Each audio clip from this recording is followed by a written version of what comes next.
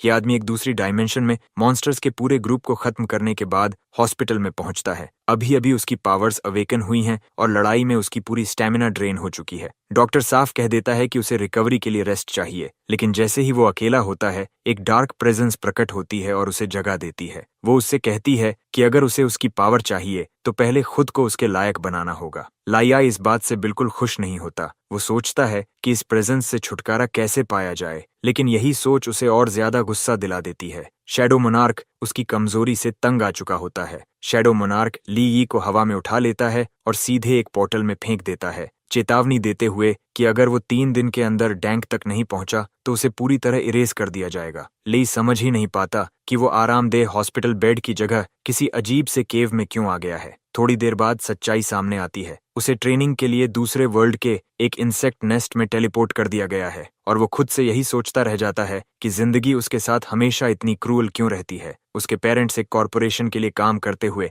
Accident में मारे गए थे। कॉम्पेंसेशन मिलने की जगह उस पर उनके डेट्स का बोझ डाल दिया गया। कोई रास्ता न बचने पर उसने सबसे डेंजरस जॉब चुना, दूसरे वर्ल्ड में माइनर के तौर पर काम करना। जैसे तैसे वो उस लाइफ का आदी होने लगा ही था कि सब कुछ फिर से बिखर गया। एक मिशन के दौरान ह्यूमनॉइड मॉन्स्टर्स आ जाते हैं और ज्यादातर माइनर्स को मार देते हैं। जब मॉन्स्टर्स उनका ट्रक उड़ा देते हैं, लाई एक बात नोटिस करता है, उन्हें फायर से डर लगता है। वो इसी वीकनेस का फायदा उठाकर बचे हुए माइनर्स को एस्केप करने में मदद करता है। सब लोग एक स्टोरेज केव में घुस जाते हैं और एंट्रेंस रोकने के लिए ऑयल जलाने लगते हैं। कंपनी से कांटेक्ट होता है और रेस्क्यू टीम 2 आवर्स में आने का प्रॉमिस करती है, लेकिन नाइटमेयर यहीं खत्म नहीं होता। प्रोटेक्टिव सूट्स की बैटरीज लो होने लगती हैं। स्ट्रॉन्ग माइनर्स मिलकर वीक और एल्डरली लोगों से बैटरीज छीन लेते हैं ताकि खुद बच सकें। एलाई को बुरी तरह पीटा जाता है और रेडिएशन में मरने के लिए छोड़ दिया जाता है। फिर एक और माइनर ट्रक से भागने की कोशिश करता है। एक्सीडेंटली ट्रक के पीछे से एक स्टैचू गिर जाती है, जिससे केव एंट्रेंस की आग बुझ जाती है। उसी पल मॉन्स्टर्स फिर से अंदर घुस आते हैं। उनमें से एक स्टैचू तोड़ देता है और लाई को पकड़कर स्टैब कर देता है। फिर भी लाई हार नहीं मानता और अपनी आखिरी ताकत से मॉन्स्टर को काट लेता है। उसी क्षण स्टैचू में सील्ड शैडो मोनार्क उसकी बॉडी में एंटर कर जाता है। उस पावर के साथ लेई एक एक करके मॉन्स्टर्स को आसानी से क्रश कर देता है। वो कावर्ड माइनर्स को भी उनका किया हुआ वापस छकाता है, उनकी बैटरीज छीन कर बचे हुए लोगों को दे देता है। फिर वो बाहर निकलता है। ओवरवेलमिंग स्ट्रेंथ और एजिलिटी के साथ वो शैडो ब्लेड बनाता है और बचे हुए हर मॉन्स्टर को मार देता है। लेकिन इंसेक्ट नेस्ट के अंदर जो इंतजार कर रहा है, उसके सामने ये सब कुछ भी नहीं है। अगले ही पल उसे एक शील्ड कैरेपेस बीटल दिखता है। उसे समझ नहीं आता कि वो स्पीसीज को पहचान कैसे पा रहा है। तब शैडो बताता है कि उसने अपना नॉलेज बैंक उसके साथ शेयर किया है। अचानक बीटल पूरी स्पीड से चार्ज करता है। लेई मुश्किल से पीछे हटकर वार से बचता है। उसकी पीठ पर ब्लाइंड स्पॉट देखकर वो हवा में कूदता है, लेकिन उसका अटैक बेकार साबित होता है। बीटल फिर चार्ज करता है और इस बार वो शैडो फोर्स्ड ब्लेड से ब्लॉक करता है। फिर भी उसका शेल बहुत टफ होता है। शैडो उसका मजाक उड़ाता है, कहता है कि उसकी अटैक्स सिर्फ ब्रूट फोर्स तक सीमित हैं। गुस्से में लेई कहता है कि वो अपने तरीके से लड़ेगा। शैडो उसे वार्न करता है कि अगर हालात बिगड़े तो मदद मांगना पड़ेगा। लंबी क्लैश के बाद भी लाई को कोई वीक स्पॉट नहीं मिलता। बीटल का अगला हमला उसे दूर फेंक देता है। तभी वो अपने शोल्डर पर हरा सा कुछ देखता है। बीटल की तरफ देखकर उसे समझ आता है ये उसका ब्लड है। वो स्मर्क करता है और शैडो आई अवेकन करता है। अगले ही पल वो बीटल की टांग तोड़ देता है। शैडो फिर से ताना मारता है, लेकिन लेई जानता है कि ओपनिंग मिल चुकी है। वो अपनी शैडो को स्पीयर का शेप देता है और बीटल के एब्डोमेन में घोंप देता है। जीत तो मिलती है, पर शैडो बताता है कि सिर्फ एक आर्मर गार्डियन मारकर ही वो थक गया है। तभी उसके हाथ में एक जूअल आता है। शैडो बताता है कि ये एनर्जी स्टोन है जो एबिलिटी लेवल बढ़ा सकता है। उसे कुछ महसूस होता है, लेकिन दिखता कुछ नहीं। शैडो उसे शैडो आई यूज करने को कहता है। वो समझाता है कि आईज में शैडो एनर्जी गैदर करनी होगी। लेवल 1 पर वो एक एनिमी देखता है जो नीडल लाइक वेपन्स फेंकता है। अटैक्स इतनी तेज होती हैं कि वो ट्रैक नहीं कर पाता। शैडो ठंडे स्वर में कहता है कि वो अभी भी कमजोर है। डिटर्मिन्ड होकर वो और एनर्जी गैदर करता है। शैडो हैरान होता है कि वो इतनी एफिशिएंसी से चैनल कर रहा है। अब उसे साफ दिखता है ब्लिंक सोर्ड बग, जिसे हेड हार्वेस्टर भी कहते हैं, और उसके साथ एक स्टिंगर शूटर। लेकिन असली प्रॉब्लम ये है कि इंसेक्ट्स कभी अकेले नहीं होते। डार्कनेस गाढ़ी हो जाती है और चारों तरफ शेप्स हिलने लगते हैं। लाई सही पोजीशन लेकर अटैक्स अवॉइड करता है। फिर वो शैडो एनर्जी बर्स्ट करता है। ये शैडो पावर का सेकंड फेज है। नोटिफिकेशन आता है कि शैडो आई लेवल 2 हो गई है। मूवमेंट्स उसे स्लो लगने लगते हैं और वो पर्पल वीक पॉइंट्स देख देख पाता है। गर्जना के साथ वो shadow thorn grand bursting activate करता है। जमीन से काउंटलेस शैडो थॉर्न्स निकलकर इंसेक्ट्स को भेद देते हैं। मल्टीपल जेम्स मिलते हैं और डैंग की प्रोग्रेस शुरू होती है। हर कोर सिर्फ 0.7% देता है, फिर भी वो सबको खत्म करने का फैसला करता है। पावर में आए बदलाव से वो खुद हैरान होता है। वॉर्प सेबर वर्म पर वो शैडो विप बनाकर हमला करता है। फिर पूरा स्वॉर्म आता है और वो मल्टीपल विप्स से सबको चीर देता है। शैडो मान लेता है कि ली यी अब उसकी पावर के काबिल बन रहा है। शैडो आई रिएक्शन स्ट्रेंथ और कंट्रोल बढ़ाती है, लेकिन मेंटल एनर्जी भारी मात्रा में कंज्यूम करती है। एलआईके की विजन ब्लर होने लगती है, फिर भी वो रुकता नहीं। रिवेंज की आग में वो लगातार मारता रहता है। टाइम घटता जाता है, प्रोग्रेस बढ़ती जाती है। इंसेक्ट कॉर्प्सेस के ढेर के बीच खड़ा होकर वो कसम खाता है कि अपने पेरेंट्स के सम्मान के लिए हर उस इंसान को घुटनों पर लाएगा जिसने उसे तोड़ा। उसकी डी रैंक एडवांसमेंट प्रोग्रेस अब 90% तक पहुंच चुकी है, लेकिन अब सिर्फ 2 मिनट्स बाकी थे। इसी दौरान शैडो नोटिस करता है कि इंसानों के प्रति लियाई की हेट्रेड असल में उसके ही फायदे में काम कर रही है, क्योंकि वही उसकी शैडो एनर्जी को नरिश कर रही है। शैडो उसे जल्दी करने को कहता है, याद दिलाते हुए कि टाइम तेजी से खत्म हो रहा है। जब सिर्फ 7 सेकंड्स बचे होते हैं, ली यी आखिरकार अपनी ब्रेक थ्रू प्रोग्रेस को 97% तक पहुंचा देता है। शैडो समझ जाता है कि वो क्या करने वाला है, अपनी बची हुई सारी शैडो एनर्जी को एक आखिरी डेस्परेट गैम्बल में बर्स्ट करना, ताकि एडवांसमेंट पूरी हो सके। पहले से कहीं ज्यादा साहसी होकर ली अपनी हर चीज दांव पर लगा देता है। वो वायलेंट सर्ज के साथ शैडो एनर्जी रिलीज करता है, जो चारों तरफ फैलती हुई आसपास के इंसेक्ट्स की ओर एक्सप्लोड करती है। ठीक उसी पल जब टाइमर खत्म होता है, डेवास्टेटिंग शैडो बर्स्ट हर इंसेक्ट को कुचल देता है और आखिरकार ली अपना ब्रेक थ्रू हासिल कर लेता है। उसकी प्रोग्रेस पूरे 100% पर पहुंच जाती है और वो अंततः डी रैंक पर पहुंच जाता है। शैडो अम्यूज्ड और प्राउड दोनों होते हुए उसे मॉकिंग टाइटल देता है, लिटिल डी। थकान से चूर लियाई को थोड़ी दूरी पर एक वेपन पड़ा हुआ दिखता है। शैडो समझाता है कि ये नेस्ट उसके लोगों द्वारा बिगिनर ट्रेनिंग ग्राउंड के रूप में इस्तेमाल किया जाता था, इसलिए ये वेपन ह्यूमन रैंकिंग सिस्टम के हिसाब से एक डी रैंक डैगर होना चाहिए। लेकिन ब्लेड का साइज देखकर ले हंस पड़ता है। ये किसी भी एंगल से डैगर नहीं लगता, बल्कि एक मैसिव ग्रेट सॉर्ड है। वो कहता है कि शैडो पीपल जरूर जायंट्स रहे होंगे जो इतनी बड़ी चीज को डैगर कहते हैं। शैडो याद दिलाता है कि उसकी शैडो पावर्स को किसी वेपन की जरूरत नहीं, लेकिन हमेशा की तरह जिद्दी ली यी मानने से इनकार कर देता है। स्मर्क के साथ वो शैडोज से कई डैगर्स निकालता है, साफ दिखाता है कि वो स्किल्स और वेपन्स दोनों पर निर्भर रहेगा। शैडो क्यूरियस हो जाता है कि क्या ली यी इस वेपन को सही से यूज भी कर पाएगा। एलाई बताता है कि वो इसे यूज करने वाला नहीं है, बल्कि बेचने वाला है। इसी मकसद से दोनों रजिस्ट्रेशन हॉल की ओर जाते हैं। इवैल्यूएशन के दौरान ली चौंक जाता है जब उसे बताया जाता है कि वो अब भी ई रैंक माना जाता है। रिसेप्शनिस्ट बताती है कि उसमें कोई एनर्जी फ्लक्चुएशन डिटेक्ट नहीं हुआ, भले ही उसकी फिजिकल स्टैट्स इंप्रेसिव हों। वो लगभग मजाक उड़ाते हुए जोड़ती है कि माइनर प्रोफेशन होने की वजह से ई रैंक पर उसे सिर्फ 15% पे रेज मिलेगा। बाहर निकलते वक्त शैडो समझाता है कि ऐसा इसलिए है क्योंकि शैडो एनर्जी को ह्यूमन मेथड्स डिटेक्ट नहीं कर पाते। ली सोच में पड़ जाता है। ये उसे एडवांटेज देता है, लेकिन इक्विपमेंट को लीगली बेचना मुश्किल भी बना देता है। आखिरकार वो ब्लैक मार्केट जाने का फैसला करता है। शैडो खास तौर पर ब्लैक शब्द को पसंद करता है, कहता है कि ये उस पर परफेक्टली सूट करता है। माइनिंग की वजह से लियाई की स्मेल इतनी स्ट्रांग होती है कि लोग तुरंत पहचान लेते हैं कि वो माइनर है। वेपन को देखकर शैडो इंसानों की स्टूपिडिटी का मजाक उड़ाता है, कहता है कि जेम्स लगे होने की वजह से ही वो किसी चीज को डिवाइन मान लेते हैं। तभी एक एरोगेंट शॉपकीपर ली पर हंसता है और कहता है कि माइनर को उनकी वेपन्स को गंदा करने का कोई हक नहीं। ली शांत रहते हुए कहता है कि कस्टमर के साथ ऐसा बर्ताव ठीक नहीं, लेकिन वो आदमी और ज्यादा घमंड से हंसता है। उसे यकीन होता है कि ली यी जैसा इंसान उसकी दुकान से कुछ भी अफोर्ड नहीं कर सकता। फ्लैशी अंदाज में वो अपना वेपन दिखाता है और अप्रेजर बुलाने की मांग करता है। तभी वो ड्यूओ, जो एडवांस्ड डी रैंक है, की ओर मुड़ता है, जबकि उसकी गर्लफ्रेंड शिकायत कर रही होती है कि वो उसे इतनी शेडी जगह क्यों लाया। शॉपकीपर खुश हो जाता है, उम्मीद करता है कि कुछ अच्छा हाथ लगेगा। जो अपनी सोर्ड दिखाता है जिसे वो गर्लफ्रेंड के लिए कार खरीदने के लिए बेचने वाला है। शॉपकीपर चेक करके बताता है कि ये विंड हाउल सोर्ड है,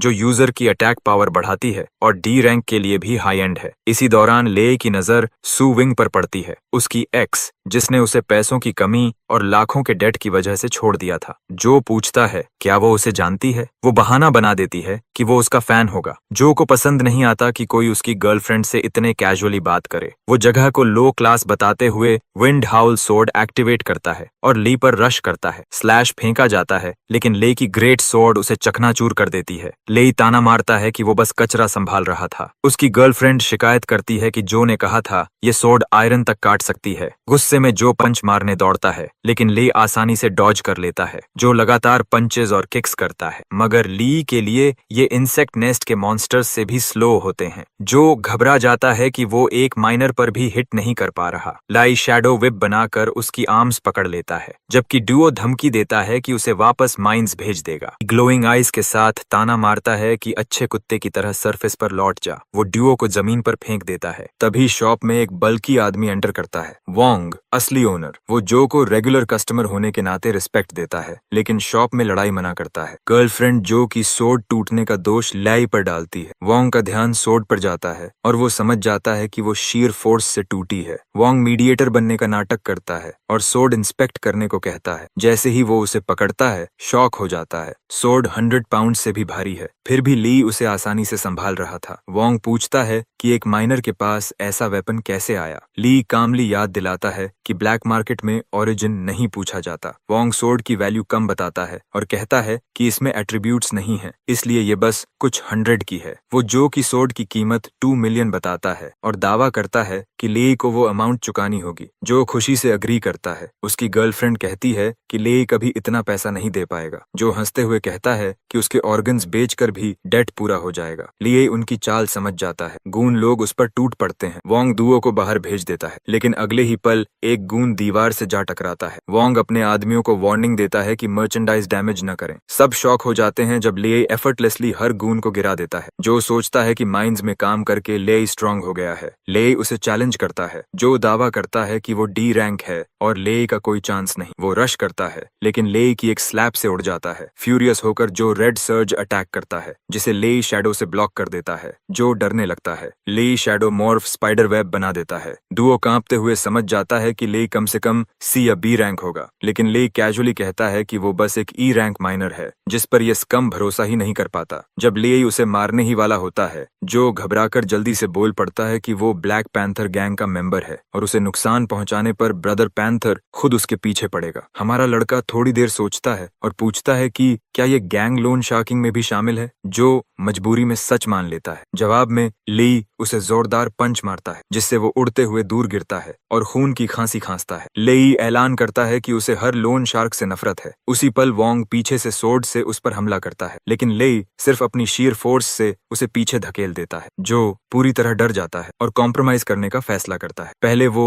100,000 वेन ऑफर करता है फिर 500,000 और आखिर में 1 मिलियन पर आकर रुकता है बस छोड़ देने के लिए। लेकिन ली का एक अलग ही आइडिया होता है। जो को हाई इंटरेस्ट वसूलने का बहुत शौक है इसलिए ले इंटरेस्ट के तौर पर उसे कई स्लैब्स देने का फैसला करता है। पूरी तरह डेस्परेट होकर जो अपना क्रेडिट कार्ड निकालता है और 5 मिलियन ऑफर करता है। जो उसके पास है सब कुछ। एनजी ग्रुप वीआईपी कार्ड देखकर ले तुरंत समझ जाता है कि जो उन्हीं लोगों में से है जो उसके जैसे लोगों से जबरदस्ती पैसा ऐंठते हैं। इसलिए वो जो को अभी जिंदा छोड़ने का फैसला करता है ताकि बड़े फिश को लूर किया जा सके। वो जो को जाने देता है और कहता है कि ब्लैक पैंथर गैंग पहले ही उससे मिलियंस ले चुकी है इसलिए ये पैसा लेना उसका। सूबिंग जो की हालत देखकर परेशान होती है लेकिन ज्यादा उसे अपनी ह्यूमिलिएशन की चिंता होती है। उसने ही कहा था कि ली यी सिर्फ एक माइनर है। वो खुद से सवाल करती है कि ली यी इतना पावरफुल कैसे बन गया। गुस्से में डियो अपनी फ्रस्ट्रेशन उस पर उतारते हुए उसे जोरदार थप्पड़ मार देता है। उसके मन में ली यी से बदला लेना तय हो जाता है क्योंकि उसका पैसा कोई भी ऐसे ही नहीं छीन सकता। वो अपने सुपीरियर ब्रदर पैंथर को कॉल करता है और सच्चाई को तोड़ मरोड़ कर बताता है कि ली यी ने वो सोड चुरा ली है जो वो पैंथर को देने वाला था और ब्लैक पैंथर गैंग को खत्म करने की कसम खाई है। फिर वो जो को आदेश देता है कि ली यी की सारी इन्फॉर्मेशन भेजी जाए। उसी समय एक सबऑर्डिनेट पूछता है कि जिन लोगों से आइटम लिया गया था उनके साथ क्या किया जाए। डुओ ठंडे दिल से सबको मार देता है और कहता है कि अब यहाँ कोई लोग ही नहीं बचे। आखिर में वो ली यी को जिंदा या मरा पकड़ने की जिम्मेदारी अपने सेकंड इन कमांड को सौंप देता है। इधर हमारा लड़का काम की तलाश में एडवांस्ड वंस गिल्ड पहुंचता है। जैसे ही वो बताता है कि वो ई रैंक है और टास्क ढूंढ रहा है। आसपास के सारे एडवेंचरर्स उसका मजाक उड़ाने लगते हैं क्योंकि गिल्ड आमतौर पर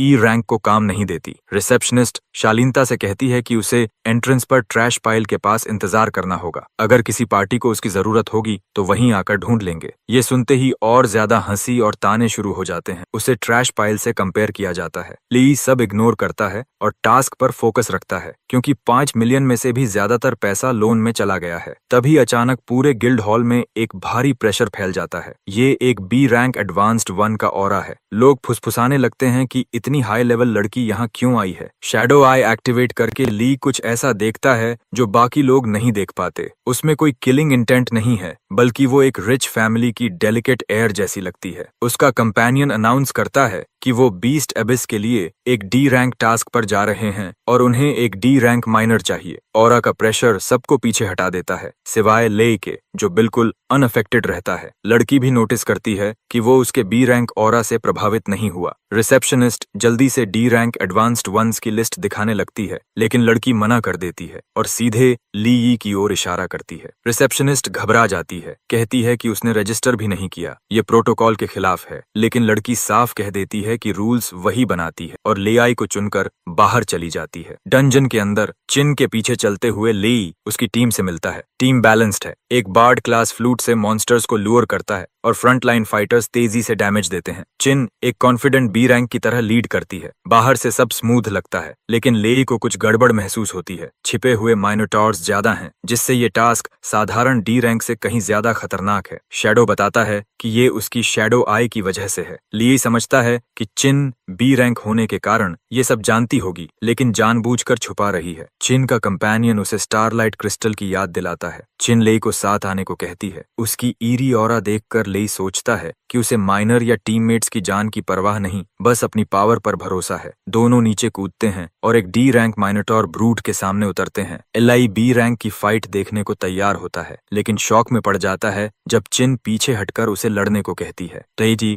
याद दिलाता है कि वो सिर्फ माइनर है। वो फिर कहती है। वो दोबारा साफ करता है कि वो सिर्फ ई रैंक माइनर है और माइनर सैलरी में जान जोखिम में नहीं डालना चाहता। तब चिन 1 मिलियन देने का वादा करती है और लेई मान जाता है। शैडो ऑरा एक्टिवेट करके वो ब्लेड बनाता है। अब वो कई डी रैंक माइनोटॉर्स के सामने खड़ा होता है। एक अटैक ब्लॉक करता है, बाकी चिन की ओर बढ़ते हैं। चिन खुद भी पावर एक्टिवेट कर मॉन्स्टर्स को पीछे फेंक देती है। एक माइनोटॉर ऊपर से चिन पर हमला करता है। लेई ग्रेट सोर्ड से उसे पीछे धकेल देता है और मजाक में पूछता है कि क्या मॉन्स्टर को उसका चेहरा पसंद नहीं। चिन रोते हुए कहती है कि बीस्ट्स उसकी रिस्पॉन्सिबिलिटी हैं। लेई एक्सपर्ट प्रिसीजन से माइनोटॉर्स काटता है। चिन सोचती है कि अब सेफ है, लेकिन तभी पीछे से एक और माइनोटॉर हमला करता है। उसका वार ब्रेसलेट से टकराता है और रेड शील्ड निकलता है, लेकिन ब्रेसलेट टूट जाता है। लेई समझ जाता है कि ये प्रोटेक्टिव चार्म था और निष्कर्ष निकालता है कि चिन नॉन कॉम्बैट टाइप एडवांस्ड 1 है, जिसे वो मान भी लेती है। वो उससे सीक्रेट रखने की भीख मांगती है। लाई एक्स्ट्रा पे की शर्त पर मान जाता है। शैडो आई से वो दूर फ्लूट बजाते एक फिगर को देखता है। वही माइनोटॉर्स को कंट्रोल कर रहा है। लेई चिन को बेट बनाकर शैडो चेन्स बिछाता है। एनिमी जाल में फंसता है और चिन के पीछे आकर वार करता है, लेकिन लेई समय पर बचा लेता है। वो बताता है कि फ्लूट से इंफ्रासाउंड वेव्स भेजकर माइनोटॉर्स कंट्रोल हो रहे थे। चिन शॉक में देखती है कि वो लुदान उनका टीममेट है। लुदान हंसते हुए कहता है कि वो एक माइनर से धोखा खा गया, लेकिन ये अभी खत्म नहीं हुआ है। वह अपनी पावर एक्टिवेट करता है। आसपास मौजूद सभी माइनोटॉर्स से एनर्जी खींचता हुआ हवा उसकी ऑरा से भारी हो जाती है। जैसे ही वह अपनी असली ताकत दिखाने की तैयारी करता है, ध्यान से देखते हुए लाई समझ जाता है कि लुडान शायद सी रैंक बनने वाला है, जबकि चिन तुरंत उसकी स्ट्रैटेजी समझ लेती है। अपनी पावर बढ़ाने के लिए वह माइनोटॉर्स को एब्जॉर्ब कर रहा है। अगले ही पल जमीन के नीचे से लावा उफन पड़ता है और लेई को एहसास हो जाता है कि लुडान इवॉल्व होकर सी रैंक लावा माइनोटॉर बन रहा है। उसके मन में डर पैदा होता है कि लुडान की चीट जैसी एबिलिटी के सामने वह कितना इंफीरियर है। कुछ ही देर में पूरी तरह इवॉल्व्ड सी रैंक लावा माइनोटॉर उनके सामने खड़ा होता है और बिना रुके हमला कर देता है। मजबूरी में लेआई दोनों के चारों ओर शैडो शील्ड बनाता है, लेकिन मॉन्स्टर की डिस्ट्रक्टिव फोर्स इतनी ज्यादा होती है कि शील्ड तुरंत टूट जाता है। वह समझ जाता है कि दोनों मिलकर भी इस मॉन्स्टर का सामना नहीं कर सकते। चिन उसके शरीर पर बर्न मार्क्स देखती है, लेकिन वह कुछ नहीं कहता। कोई और रास्ता न देख वह उसका हाथ पकड़कर भागने लगता है। माइनोटॉर को रोकने के लिए वह शैडो रोप्स से उसे बांधता है, हालांकि उसे पता है कि ये ज्यादा देर तक नहीं टिकेंगी। कुछ दूरी पर पहुंचकर वह चीन से कहता है कि वह डंजन से जितना दूर जा सके चली जाए। उसकी आंखों में चिंता झलकती है, लेकिन लेई कहता है कि उसे यहीं रुककर टाइम खरीदना होगा। वह हिचकती है, मगर वह उसे भरोसा दिलाता है कि वह लौट आएगा। आखिर उसे अभी अपना 1 मिलियन भी लेना है। अंततः वह एंट्रेंस की ओर चली जाती है। उसी समय माइनोटॉर बने लूदन उन्हें ढूंढने लगता है और चिन का नाम पुकारता है। गुस्से में वह लेई की ओर मुड़ता है। लेई उसका हमला डॉज करता है और उसे उकसाता रहता है। वह लूदन की पिंडली पर वार करता है, लेकिन शॉक में आ जाता है जब वहां एक खरोंच तक नहीं पड़ती। उसका शरीर ठोस पत्थर जैसा है। लूदन हंसते हुए कहता है कि ब्लेड उसे नहीं काट सकती, क्योंकि वह अब सचमुच स्टोन बन चुका है। लेई का दिमाग तेजी से चलता है। लावा से घिरे हुए ऐसे एनिमी को हराना लगभग नामुमकिन है। वह तुरंत भागता है। लुदान को लूर करता हुआ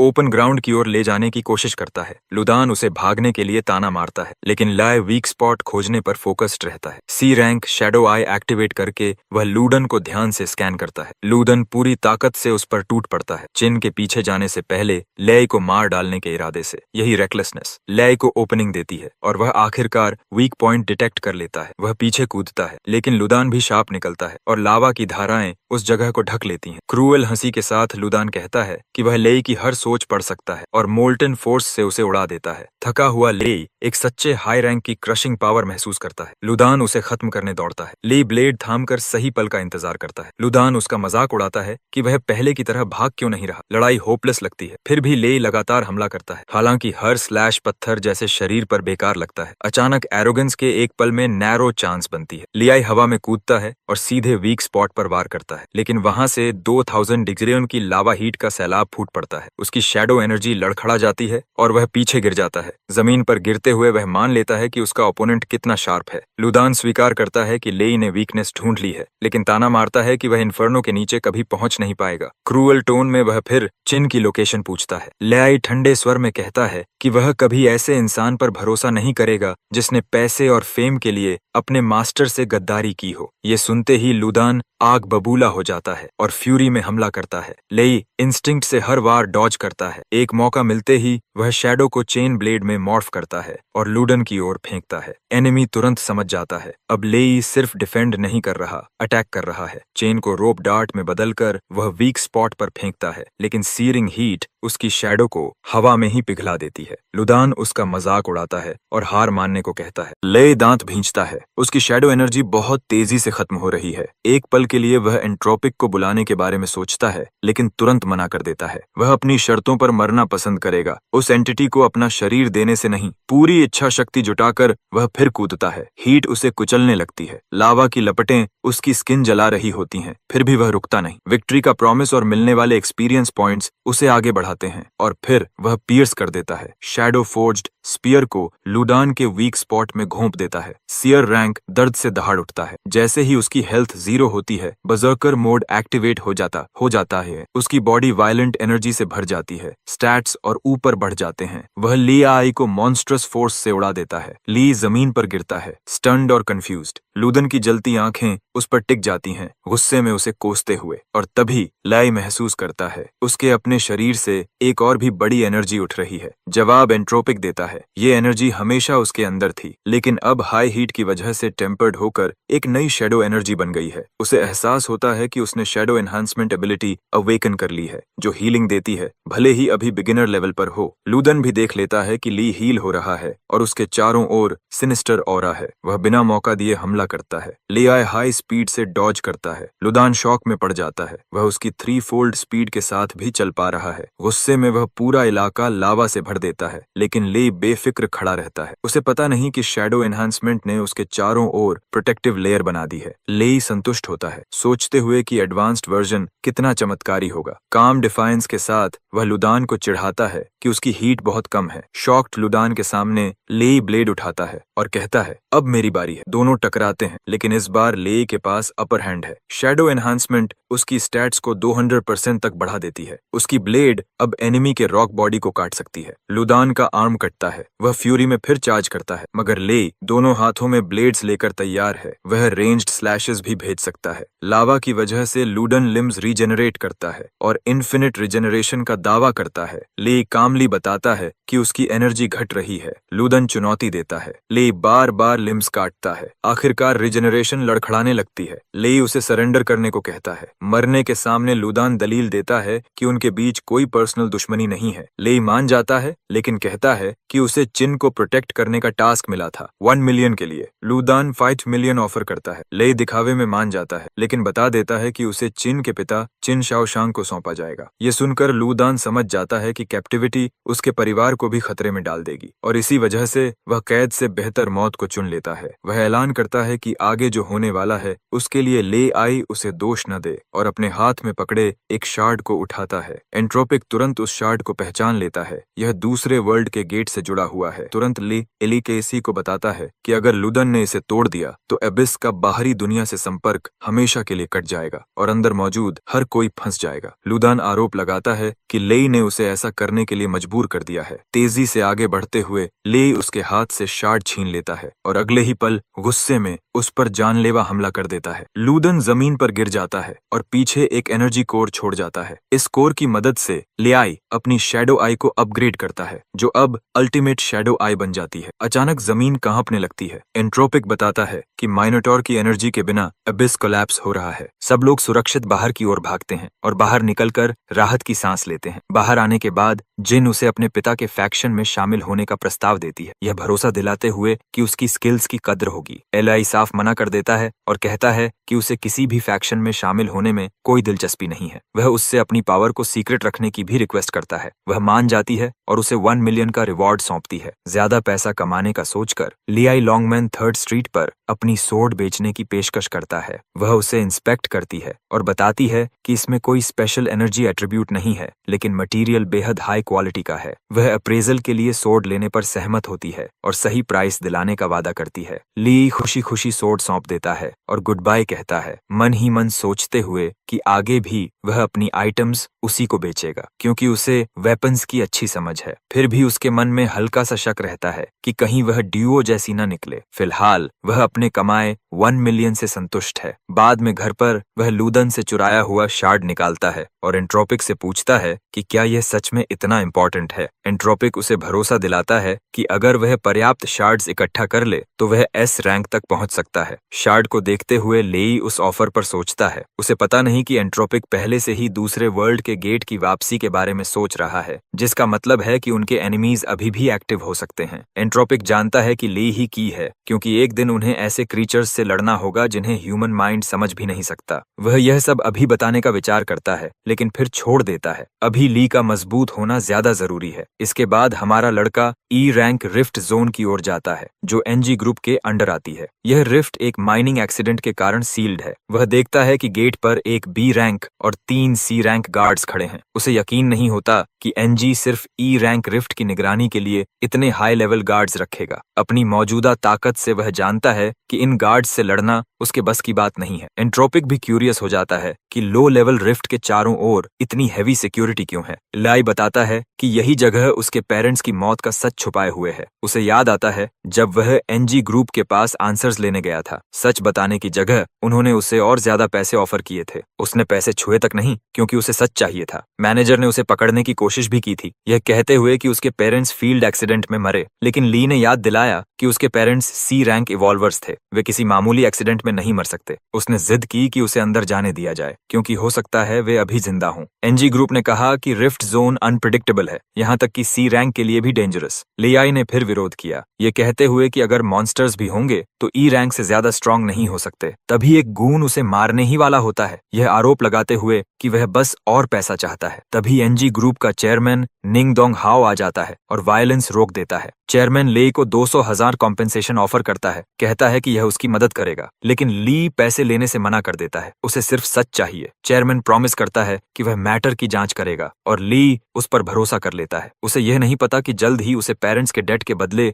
लेबर वर्क में फंसा दिया जाएगा। एंट्रोपिक टिप्पणी करता है कि हर जगह यही होता है, स्ट्रेंथ के बिना हर क्रीचर को सबमिट करना पड़ता है। वह लेई से कहता है कि शार्ड्स इकट्ठा करने पर ध्यान दे, समय बर्बाद न करे। जब वह स्ट्रांग होगा, सच अपने आप सामने आ जाएगा। लियाई के मन में कई ख्याल घूमते हैं, उसका ई रैंक स्टेटस, पार्टी न बना पाने की लिमिटेशन और एंट्रोपिक की इंटेंशंस पर शक। शैडो उसे एस रैंक बनाने का वादा करता है, लेकिन लेई उस पर पूरा भरोसा नहीं करता। एंट्रोपिक झुंझलाकर उसे चुप रहने को कहता है, बताता है कि वह उसकी पोटेंशियल देखता है, इसलिए उसे ट्रेन कर रहा है। लियाई कैजुअली कहता है कि उसने कुछ कहा ही नहीं, उसे पता नहीं था कि एंट्रोपिक उसके थॉट्स पढ़ सकता है। चिढ़कर वह उसे मेनेस कहता है। उसी समय उसके सामने एक मिशन इनवाइट आता है। इनवाइट देखने के बाद वह केमिकल सेक्टर की ओर जाता है, जो एक डी रैंक रिफ्ट जोन है। मैनेजर उसके देर से आने की शिकायत करता है और ली बहाना बना देता है कि वह दूर था। तभी उसकी नजर एक फेमिलियर फेस पर पड़ती है, अंकल हावल, जो उसे पहचान लेते हैं और 5 साल बाद देखकर खुश होते हैं। वहीं बाकी सी रैंक इवॉल्व्ड फाइटर्स माइनर का इंतजार करने से नाराज होते हैं। मैनेजर बताता है कि मिशन माइनिंग का है, जो एडवांस्ड वंस नहीं करना चाहते। क्लाइंट ने उन्हें रिफ्ट के अंदर जाकर 68 किलो कोल्ड क्रिस्टल निकालने का टास्क दिया है। एलईआई तुरंत समझ जाता है कि डी रैंक रिफ्ट के लिए 3 सी रैंक फाइटर्स रखना सस्पिशियस है। ऊपर से कोई भी फ्रेंडली नहीं लग रहा। उसे गेट के पास एक और सी रैंक प्रेजेंस महसूस होती है, शायद मर्सनरी हेजी। इसी बीच ब्लड पैंथर अपने फोन को देख रहा है, आंखों में ब्लड लस्ट लिए, मन ही मन सबको हंट करने की सोचते हुए, लेई को भी। कुछ देर बाद वे रिफ्ट के अंदर जाते हैं। अंकल हाउ उसकी प्रोटेक्टिव सूट के बारे में पूछते हैं और लेई कहता है कि उसे इसकी जरूरत नहीं क्योंकि वह एडवांस्ड वन है। यह सुनकर एक इवॉल्व्ड फाइटर ताना मारता है, उसे ट्रैश का राजा कहता है। अंकल हाउ उसे बेट में न फंसने की सलाह देते हैं और लेई भरोसा दिलाता है कि वह कुछ नहीं करेगा। जैसे जैसे वे अंदर जाते हैं,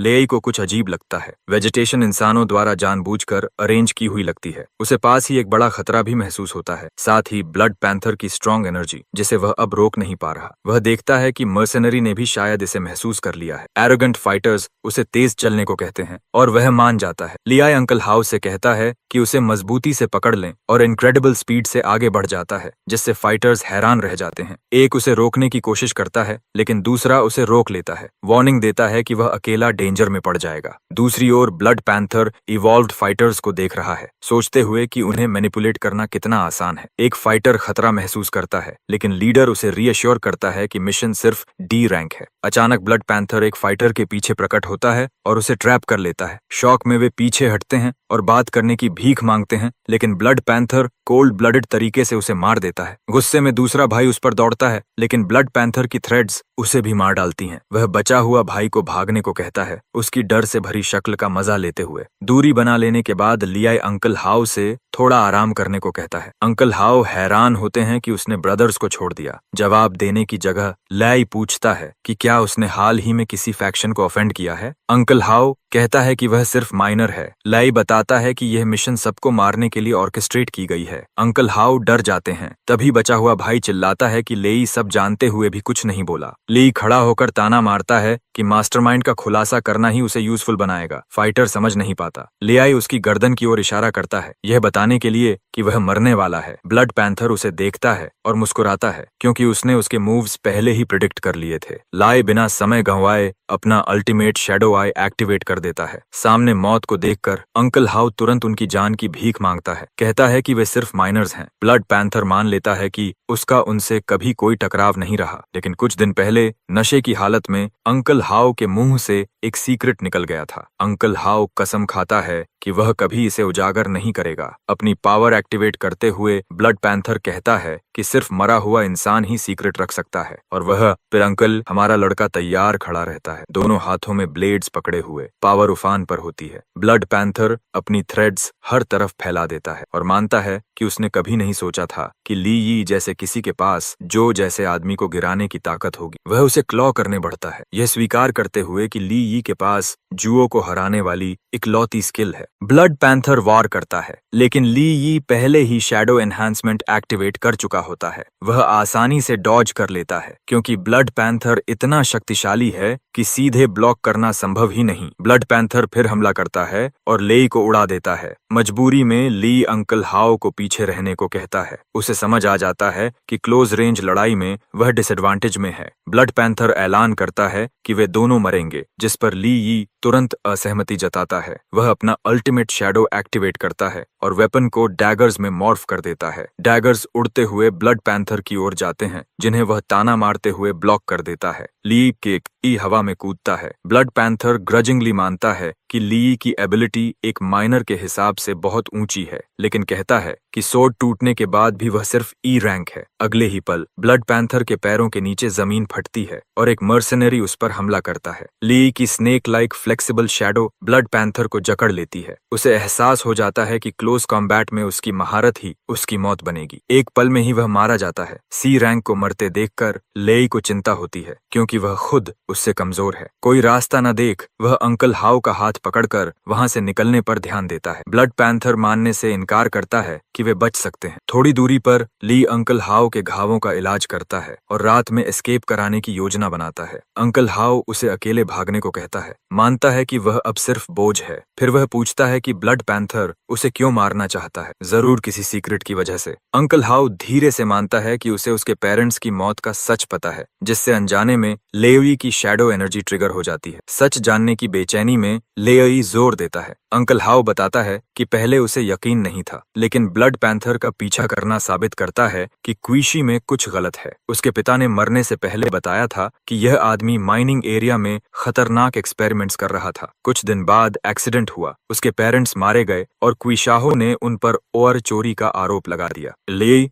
गुस्से से भर जाता है कि उसे पहले क्यों नहीं बताया गया। अंकल हाउ मानता है कि वह अपनी नौकरी खोने का जोखिम नहीं ले सकता था, क्योंकि उसके परिवार की जिम्मेदारी थी। लेई उसे दोष देता है कि उसने सच को फिसलने दिया। अंकल हाउ कबूल करता है कि गिल्ट के दबाव में उसने शराब पी और सच उगल दिया, जिससे यह डिजास्टर हुआ। अगले ही पल ब्लड पैंथर फिर प्रकट होता है। डेडली थ्रेड्स के साथ अंकल हाउ को जकड़ लेता है। मरने से पहले अंकल हाउ ली से माफी मांगता है। ब्लड पैंथर ली को उसके पेरेंट्स से पहचानते हुए कहता है कि वह उसे भी आफ्टर लाइफ में भेजेगा। दोनों के बीच जबरदस्त क्लैश होता है। ब्लड पैंथर खून बहाने को उतावला है, लेकिन ले याद दिलाता है कि उसकी स्पाइडर सिल्क अजेय नहीं है। वह शैडो मॉर्फ से अपनी ग्रेट सोर्ड निकालता है और सही पल का इंतजार करता है। जब ब्लड पैंथर लापरवाही से हमला करता है, ली थ्रेड्स तोड़ देता है और उसे चौंका देता है। ब्लड पैंथर को अपनी गलती का एहसास होता है। थका हुआ ली सोचता है कि क्या वह अपनी लिमिट पर पहुंच गया है। ब्लड पैंथर मानता है कि एक पल के लिए वह सच में डर गया था। बिना ई रैंक एबिलिटीज के वह हार चुका होता। वह फिर ली को स्पाइडर सिल्क में फंसाता है और उसे मारने की चुनौती देता है। ली की ग्लेयर देखकर वह मजाक उड़ाता है कि क्या वह आंखों से मार देगा। ली की आंखों में डिटर्मिनेशन देखकर ब्लड पैंथर और उत्तेजित हो जाता है। वह काले मन से खुलासा करता है कि ह्यूओ एक्सपेरिमेंट्स के बारे में सही था, लेकिन उसके पेरेंट्स एक्सीडेंट में नहीं मरे, उन्हें उसी ने मारा था। लेई का चेहरा सन्न रह जाता है। ब्लड पैंथर हंसते हुए जोड़ता है कि लेई के पिता की भी वही एक्सप्रेशन थी जब उसने उसकी मां को टुकड़ों में फाड़ दिया था, साइकोटिक हंसी के साथ। ले गुस्से से जल उठता है। उसकी पावर फट पड़ती है। एक पल में उसके चारों ओर की स्पाइडर सिल्क जलकर राख हो जाती है। वह अपनी शैडो से मर्ज होकर उठता है। ब्लड पैंथर को मारने का पक्का संकल्प लिए एंट्रोपिक स्थिति देखता है और समझ जाता है कि उसकी प्रिडिक्शन सही थी। लेई हेट्रेड को शैडो एनर्जी में बदल सकता है। सिस्टम तुरंत नोटिफाई करता है कि मैसिव शैडो सर्ज डिटेक्ट हुआ है और लेवल करेक्शन शुरू होती है। एडजस्टमेंट सफल होता है और लेई सी रैंक पर पहुंच जाता है शैडो एनहांसमेंट के साथ। इसके साथ एक नई स्किल अवेकन होती है, शैडो जॉन्ट, जो उसे किसी भी शैडो में घुसने और किसी दूसरी जुड़ी शैडो से निकलने देती है। ब्लड पैंथर देखता है कि लेई की इंजरीज पूरी तरह गायब हो चुकी हैं और हैरान होता है कि क्या उसके पास हीलिंग एबिलिटी है। ब्लड पैंथर संतोष से कहता है कि प्रे तब सबसे मजेदार होती है जब वह मौत के कगार पर तड़पती है और उस पर एनर्जी छोड़ देता है। एलिए जवाब में पूछता है कि शैडोज में असली प्रे कौन है और शैडो जॉन्ट से ब्लड पैंथर के पीछे प्रकट हो जाता है। यह अचानक मूवमेंट उसे झकझोर देता है। वह समझ नहीं पाता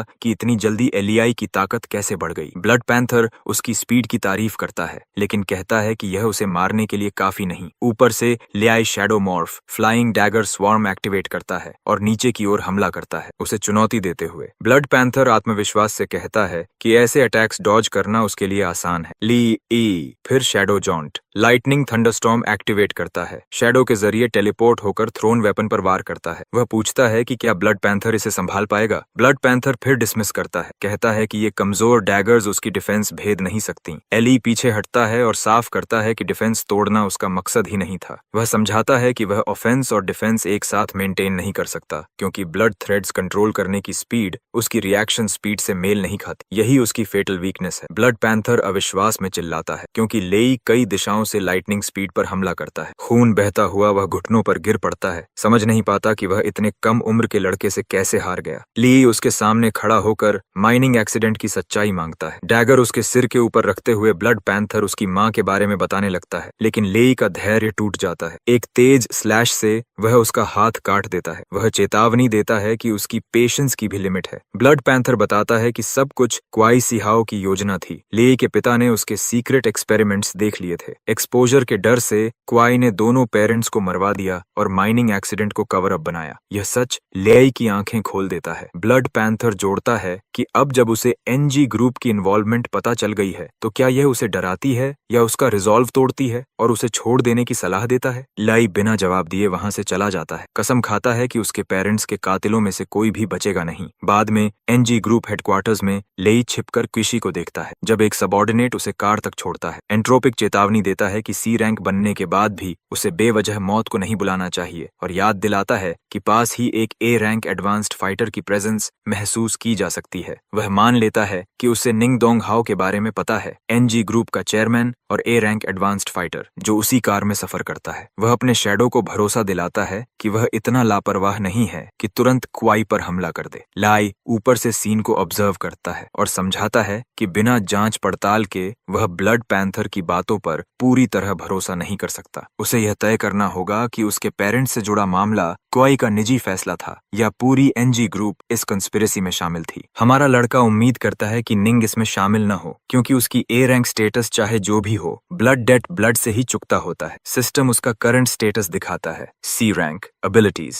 shadow knowledge base, shadow morph unlimited, shadow eyes, shadow enhancement tier 2 और शैडो जॉन्ट। वह कार का पीछा करता है, खुद को छिपाए रखते हुए, जब तक कि वह आखिरकार रुक नहीं जाती। वह देखता है कि वे ब्लैक पैंथर गैंग के वेयरहाउस पहुंच चुके हैं। उसे हैरानी होती है कि क्वाई आधी रात को यहाँ क्यों आया है। वेयरहाउस के अंदर ब्लैक पैंथर अपने सबॉर्डिनेट्स को सावधानी बरतने का आदेश देता है क्योंकि सारे आइटम्स एक्सपेरिमेंटल इक्विपमेंट हैं। वर्कर्स इक्विपमेंट को इधर उधर ले जाते हैं। क्वेनी पुराने माइनर हिवू की स्थिति के बारे में पूछता है। उसका एसोसिएट रिपोर्ट करता है कि ब्लड पैंथर गायब है और इन्फिल्ट्रेशन के लिए इस्तेमाल किया गया अदर वर्ल्डली गेट भी लापता है। इसलिए यह तय करना नामुमकिन है कि वह जिंदा है या मर चुका है। क्वाई इस कंफ्यूजन पर एक्सप्लेनेशन मांगता है, यह बताते हुए कि ब्लड पैंथर सी रैंक था। सबॉर्डिनेट कहता है कि ब्लड पैंथर ने शायद अपने एनिमी को अंडर एस्टिमेट कर दिया क्योंकि इस इंसिडेंट में 4 सी रैंक एडवांस्ड फाइटर्स मारे गए। क्वाई आदेश देता है कि इक्विपमेंट तुरंत शिफ्ट किया जाए क्योंकि एक्सपेरिमेंट एक क्रिटिकल स्टेज पर है और किसी भी तरह की गलती बर्दाश्त नहीं की जाएगी। ब्लैक पैंथर पैसे के बारे में पूछता है और पुष्टि मिल जाती है कि सब तैयार है। हमारा लड़का एक बॉक्स के पीछे छिपा रहता है। पूरी बातचीत सुनकर वह गुस्से में सोचता है कि क्विशी शाहो ने सच में सब कुछ प्लान किया था। उसका रेज उफान पर आने ही वाला होता है कि अचानक ब्लैक पैंथर कुछ अजीब महसूस करता है और पूछता है कि कहीं कोई छिपा तो नहीं है। लियाई तुरंत अपनी जगह बदल लेता है क्योंकि उसके पीछे वाला बॉक्स आग पकड़ लेता है। ब्लैक पैंथर हैरान होता है कि क्या हुआ। उसे लगता है शायद यह उसकी इमेजिनेशन थी, लेकिन वह साफ साफ कुछ पल पहले किलिंग इंटेंट महसूस कर चुका था। लेई दूसरे बॉक्सेस के ढेर के पीछे छिप जाता है, यह समझते हुए कि वह कितनी नजदीक से पकड़ा जाता बच गया और यह भी कि उसकी सी रैंक ताकत अभी भी काफी नहीं है। उधर चिन ग्रुप एंटरप्राइज जो चीन शाओशांग का है और लॉन्गमैन 3rd स्ट्रीट का प्रेसिडेंट है, वहां ली इमारत के बाहर खड़ा होता है। शैडो पूछता है कि वह मिशंस ढूंढने की बजाय सुबह सुबह यहाँ क्यों आया है। ली बताता है कि उसे तीसरा फ्रैगमेंट ढूंढना है और वेपन की असली वैल्यू पता करनी है। रिसेप्शनिस्ट शालीनता से मदद की पेशकश करती है। लाई कहता है कि वह चीनी से मिलना चाहता है। वह पूछती है कि क्या अपॉइंटमेंट है। पीछे से एक कपल गुजरता है। लड़की ली को तिरस्कार से देखती है और कहती है कि उसके जैसे गरीब माइनर को यहाँ यूं ही आने का हक नहीं है और एल्डेस्ट यंग मिस का नाम इतनी आसानी से लेने पर तंज कसती है। ली उसे पहचान लेता है। सचिंग उसका कंपेनियन चिन भी ताना मारता है कि यह बदबू फैलाता है और पूछता है कि इसे बाहर क्यों नहीं फेंका गया। उसका घमंड ली यी को चिढ़ा देता है। वह पूछता है कि क्या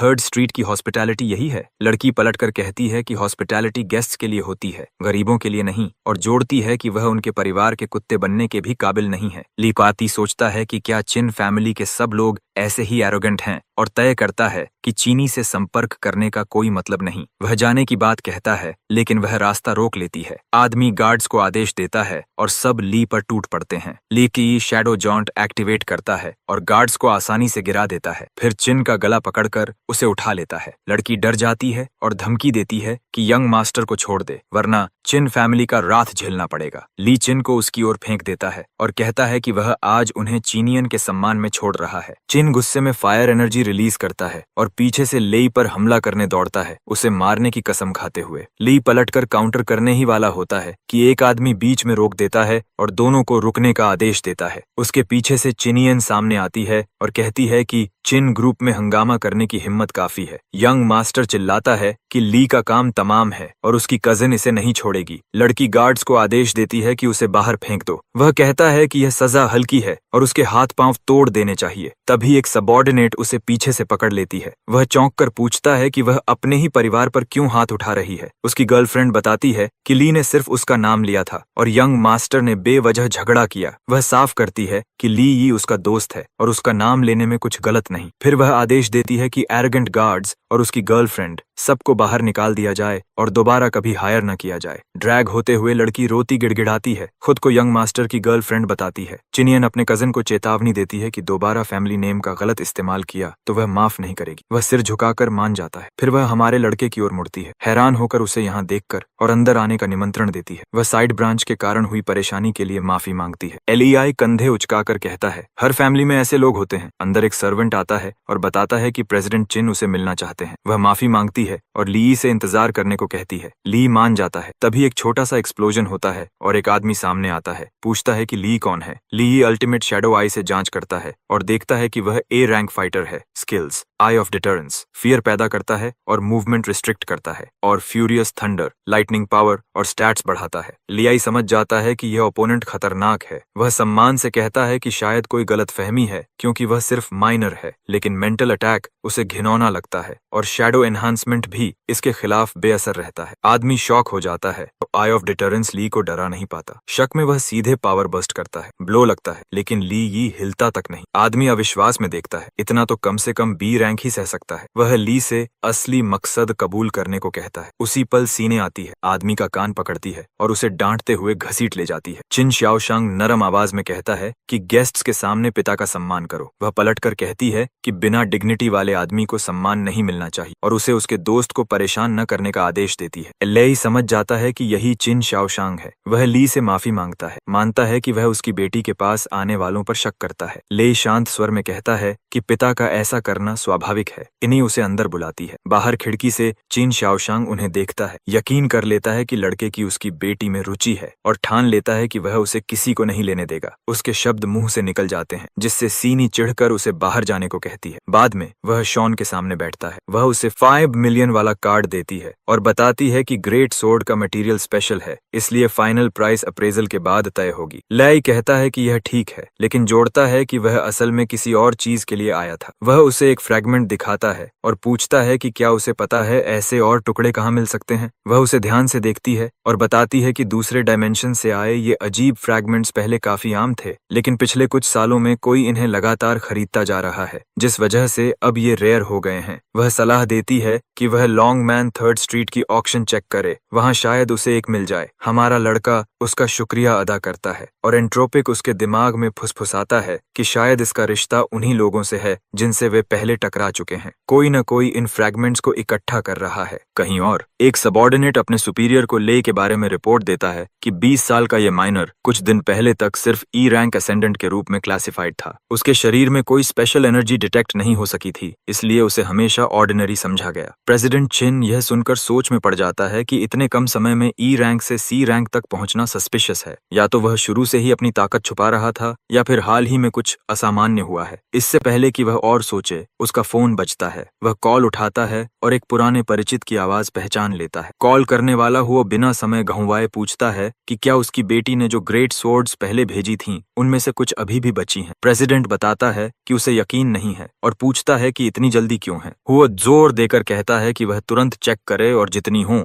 सब ले लेगा। प्रेसिडेंट हंसते हुए कहता है कि इतने पुराने फॉक्स का अचानक इतना इंटरेस्ट दिखाना किसी गहरे कारण की ओर इशारा करता है। वो डिटेल्स नहीं देता, बस इतना बताता है कि सोर्ड का मटेरियल उनकी आर्मी की ओवरऑल स्ट्रेंथ बढ़ा सकता है। यह बात प्रेसिडेंट के मन में अटक जाती है। लाई की ताकत रहस्यमयी है, बैकग्राउंड साफ नहीं और उसके बनाए वेपन्स भी असाधारण हैं। उसके बारे में कुछ भी समझना आसान नहीं। उधर कहीं और हमारा लड़का खुद सोच में डूबा हुआ है, सामान और मटेरियल से घिरा हुआ। उसे शक होता है कि कहीं इनमें हिडन फ्रैगमेंट्स तो नहीं है। तभी वही इरिटेटिंग कपल उसका ध्यान खींच लेते देता है। उसकी ग्रीडी एक्स, जो पहले चिंतांग में काम करती थी, फिर से जो उसे चिपकी हुई है। वह उसे समझाती है कि उसका अब चिंतांग से कोई लेना देना नहीं है। उसने चिन कॉरपोरेशन की नौकरी भी छोड़ दी है ताकि उससे दूरी बना सके। जो उसे अपने और करीब खींचता है और ऐलान करता है कि अब से वही उसका ख्याल रखेगा। वह उसके सीने में पिघल जाती है, उसकी तारीफ करते हुए कि वह कितना अच्छा है। जो गर्व से मुस्कुराता है, लेकिन उसकी नजर हमारे माइनर पर पड़ते ही इरिटेशन चमक उठती है। उसे ख्याल आता है कि क्या ब्लड पैंथर ने अब तक कोई एक्शन नहीं लिया।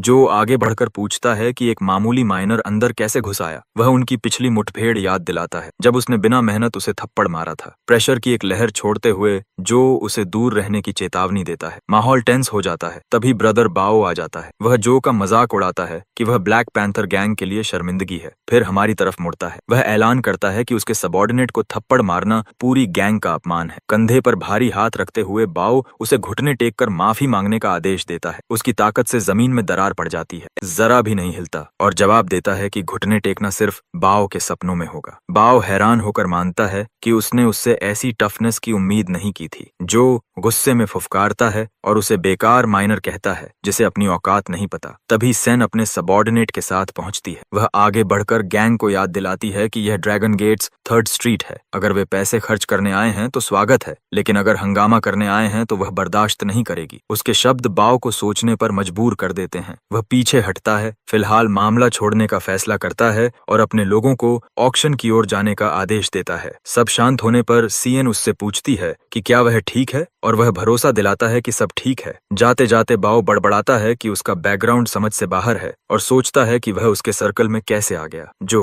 अभी भी कड़वाहट से भरा बताता है कि यही माइनर वह है जिसने वह ट्रेजर्ड सोर्ड चुरा ली थी जो उसके लिए थी, और जिसने ब्लैक पैंथर गैंग को खत्म करने की डींग भी हाँकी थी। बाओ उसे कॉलर से पकड़ लेता है और पूछता है कि क्या यह सच है। शू जोर देकर कहती है कि हाँ। उसी पल क्वाई आ जाता है और पूछता है कि क्या हुआ। बाओ समझाता है कि यही लड़का पिछली बार ब्लड पैंथर का टारगेट था, फिर भी किसी तरह जिंदा है। वह सीधे लाई की ओर इशारा करता है, शक जताते हुए कि शायद ब्लड लेपर्ड को मारने वाला यही हो। जो तुरंत इसे खारिज करता है, कहता है कि एक ई रैंक कमजोर माइनर उनके सेकंड इन कमांड को कैसे हरा सकता है। इस बीच हमारा लड़का क्वाई को ध्यान से देखता है और क्वाई भी उसे देखता है। सोचता है कि यह चेहरा उस कमजोर लड़के जैसा है जिसे वह पहले जानता था, और हैरान होता है कि ऐसा वीकलिंग ताइथी के साथ कैसे उलझ गया। लाई उससे पूछता है कि वह यहाँ क्यों आई है। वह बताती है कि उसके पिता ने अचानक उसे बुलाया। वह उसे भरोसा दिलाती है कि जब तक वह यहाँ है कुछ नहीं होगा। क्वाई उन्हें नोटिस करता है और मानता है कि उसे उम्मीद नहीं थी कि वह यहाँ उससे टकराएगा। वह ध्यान हटाते हुए कहता है कि वह सिर्फ एक माइनर है जो कर्ज चुकाने के लिए माइंस में काम करने को मजबूर है, इसलिए एनजी ग्रुप जैसे हाई लेवल लोगों से उसका कोई लेना देना नहीं हो सकता। क्यूआई कबूल करता है कि पेरेंट्स वाले मामले का फैसला ऊपर से आया था। वह मदद करना चाहता था, लेकिन उसके पास कोई पावर नहीं थी। उसकी बातों की कोई कीमत नहीं थी। हमारा लड़का उसे सुनता है, यह समझते हुए कि वह जिम्मेदारी से हाथ धोने की कोशिश कर रहा है। वह उसे बताता है कि उसे अंकल हाउ से सच्चाई पता चल चुकी है।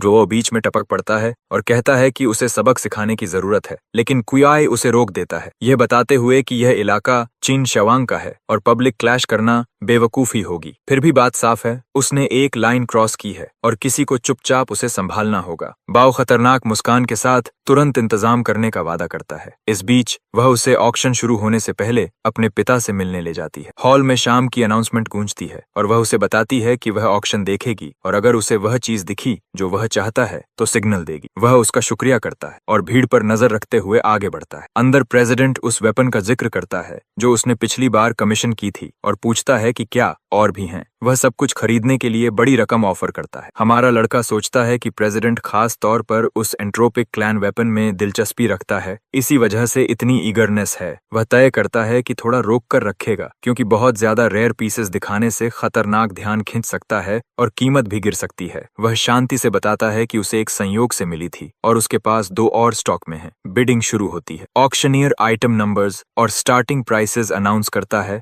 हॉल ऑफर्स से गूंज उठता है। हमारे लड़के का दिल खुशी से उछलता है जब प्लेटफॉर्म पर एक फ्रैगमेंट आता है, प्रूफ कि ये अजीब अदर वर्ल्ड पीसेस सच में यहाँ हैं। वह अपने फंड्स चेक करता है, करीब 70 मिलियन, और उसी के भरोसे लॉट जीतने का इरादा करता है। शुरुआती बिड्स धीरे धीरे बढ़ती हैं, फिर एक राइवल कीमत तेजी से बढ़ा देता है, 30 मिलियन डालता है माहौल टटोलने के लिए, लेकिन दूसरा बायर तुरंत मैच कर देता है। गैंग लीडर्स फुसफुसाते हैं और इशारा करते हैं, चैलेंजर को ट्रबल समझते हुए। एक लीडर और ऊंची बोली लगाता है। हॉल में सन्नाटा छा जाता है। LEI 60 मिलियन की बोली लगाकर सबको डराने की कोशिश करता है। श्योंग त्योरी चढ़ाकर चेतावनी देता है कि कीमत हाथ से निकल रही है और कोई जानबूझकर वैल्यू बढ़ा रहा है ताकि राइवल्स को कुचला जा सके। हमारा लड़का इस चाल से झुंझला जाता है और सोचता है कि दो बड़े कैंप्स चिन ग्रुप और एनजी ग्रुप में से किसके पास ज्यादा गहरे पॉकेट्स हैं। प्रेसिडेंट चिनशिया याद दिलाता है कि यह उसका एस्टैब्लिशमेंट है, लेकिन सवाल करता है कि वह मदद क्यों करे। इसी बीच बायर नंबर 2 70 मिलियन की बोली लगाता है और क्वाय दूर से यह सब देखता है। लेई अपनी वेपन्स की ओर एक उंगली से इशारा करता है जिससे वे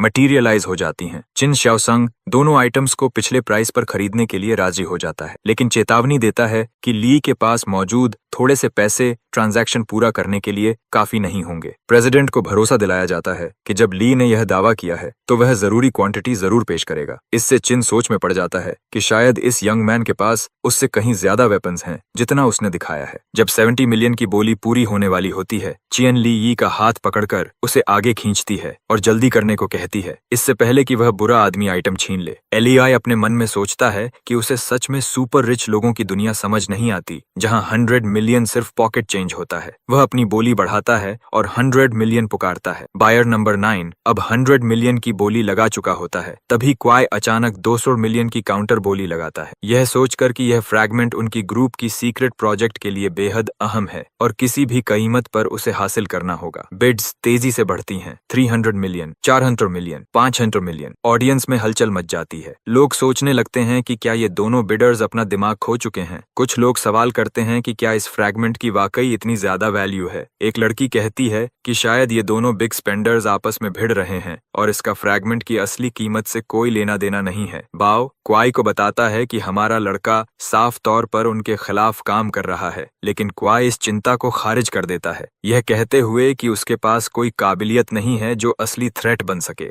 फिर वह चौंकाने वाली 1 बिलियन की बोली लगाता है। ऑक्शन हाउस में मौजूद हर कोई सन्न रह जाता है। सीएन कहती है कि क्वी जानबूझकर उन्हें प्रोवोक कर रहा है। लाई समझ जाता है कि क्वाई के स्वभाव के हिसाब से कुछ गड़बड़ है। वह कभी भी इतनी बड़ी रकम यूं ही इम्पल्स में बर्बाद नहीं करेगा जब तक कि कोई बेहद अहम चीज दांव पर न हो। चिन शाओशांग पीछे से आकर लेई को सावधान करता है कि वह सोच समझकर कदम उठाए। बोली अब 1 बिलियन तक पहुंच चुकी है और उसे यह सोचना होगा कि क्या वह सच में इतने वेपन्स प्रोड्यूस कर सकता है। सीएन अपने पिता को याद दिलाती है कि उसने पहले ही प्रॉमिस किया है कि जो भी कमी होगी वह खुद भर देगी और उससे स्पॉइल स्पोर्ट न बनने की गुजारिश करती है। फिर वह लाई को जल्दी बोली लगाने के लिए उकसाती है ताकि वह विलन जीत न जाए। वह 2 बिलियन की बोली लगा देती है। पूरा हॉल शॉक में डूब जाता है। होस्ट अनाउंस करता है कि बायर नंबर 9 ने 2 बिलियन की बोली लगाई है। बाओ गालियां बकता है, यह सोचते हुए कि इस लड़के के पास इतना पैसा आया कहां से। क्वाई समझ जाता है कि यह जरूर चिन शाओशांग का इन्फ्लुएंस होगा, वरना ली के पास 2 बिलियन कैसे हो सकता है। होस्ट तीसरी और आखिरी बार कॉल करता है, बिडिंग खत्म होने की घोषणा करता है और बायर नंबर 9 को अननोन फ्रैगमेंट जीतने पर बधाई देता है। चियन ली यी को कंग्रेचुलेट करती है। लेआई सोचता है कि क्या उसे इतनी ज्यादा एक्साइटेड होने की जरूरत है। वह जवाब देती है कि उसे बुरे लोगों को ह्यूमिलिएट होते देखना बहुत पसंद है। शिन टिप्पणी करता है कि बिडिंग वॉर काफी एंटरटेनिंग थी, लेकिन पिछली रकम घटाने के बाद भी ली को अभी 70 से ज्यादा वेपन्स की कीमत चुकानी होगी। वह पूछता है कि क्या ली यी सच में इतनी आइटम्स बना सकता है। ली समझाता है कि चीजें रेयर होने पर ही प्रेशियस होती हैं, लेकिन जब बहुत ज्यादा हो जाएं तो उनकी कीमत पुराने स्टैंडर्ड से नहीं आंकी जा सकती। वह उंगलियां चटकाता है और सैकड़ों वेपन्स उनके चारों ओर मटीरियलाइज हो जाते हैं। वह बताता है कि 100 से ज्यादा वेपन्स आसानी से 2 बिलियन की कीमत कवर कर देंगे। चिन शाओशांग मान लेता है कि लेई एक स्ट्रेट फॉरवर्ड युवा है और सोचता है कि उसका टेम्परामेंट और स्ट्रेंथ दोनों बेहतरीन है। वह विचार करता है कि अगर यह व्यक्ति उसके लिए काम करे तो कितना फायदेमंद होगा। सीन ली यी से कहती है कि अगली बार कुछ इतना मजेदार हो तो उसे जरूर बुलाए। चिन शाओशान सोचता है कि बेहतर होगा अगर ली उसकी बेटी से दूर रहे। अगर वह अनटेम्ड रहा और उसकी कीमती बेटी को ले उड़ा तो यह बड़ी समस्या होगी। वह सीएन से घर चलने को कहता है और ली को बताता है कि वह अपना खरीदा हुआ आइटम सीधे जाकर ले सकता है। ली आई प्रेसिडेंट को उसकी मदद के लिए धन्यवाद देता है। जाने से पहले चिन शाओशान उसे सलाह देता है, भले ही ले के पास ऐसे मेथड्स हों जिनसे बाकी लोग अनजान हैं, लेकिन एनजी ग्रुप को भी कम मत आंको। यह ऐसी ताकत नहीं है जिसे वह अकेले संभाल सके। कभी कभी समान गोल्स वाले पार्टनर्स के साथ अलायंस बनाना जरूरी हो जाता है। अगर लियाई को ऐसे कोऑपरेशन में इंटरेस्ट हो तो वह बाद में संपर्क कर सकता है। उसी समय बाओ को एक फोन कॉल आता है। वह सिचुएशन समझकर कुआई को बताता है कि प्रेसिडेंट और उसकी बेटी जा चुके हैं और फ्रैगमेंट कलेक्ट करने वाला हमारा लड़का ही होगा। वह प्लान सजेस्ट करने लगता है, लेकिन कुआई बीच में रोक देता है और कहता है कि वे लॉन्गमैन 3rd स्ट्रीट के इन्फ्लुएंस से बाहर निकलने के बाद मूव करेंगे। वे और कोई गलती अफोर्ड नहीं कर सकते। भरोसा दिलाता है कि इस बार वह जो और 3C रैंक एक्सपर्ट्स लेकर आएगा और ऑपरेशन फेल नहीं होगा। घर लौटते हुए लेगी एक अहम बात समझता है। जिन शाओवांग साफ तौर पर उसके बारे में जानकारी जुटा रहा है। उनकी बातचीत में आखिरी कमेंट साफ तौर पर उसे अलायंस में खींचने की कोशिश था। उसे साथ काम करने में कोई आपत्ति नहीं, क्योंकि वह किसी फॉर्मल एग्रीमेंट से बांधा नहीं रहेगा। एंट्रोपिक उसके बगल में तैरता हुआ बताता है कि प्रेसिडेंट अभी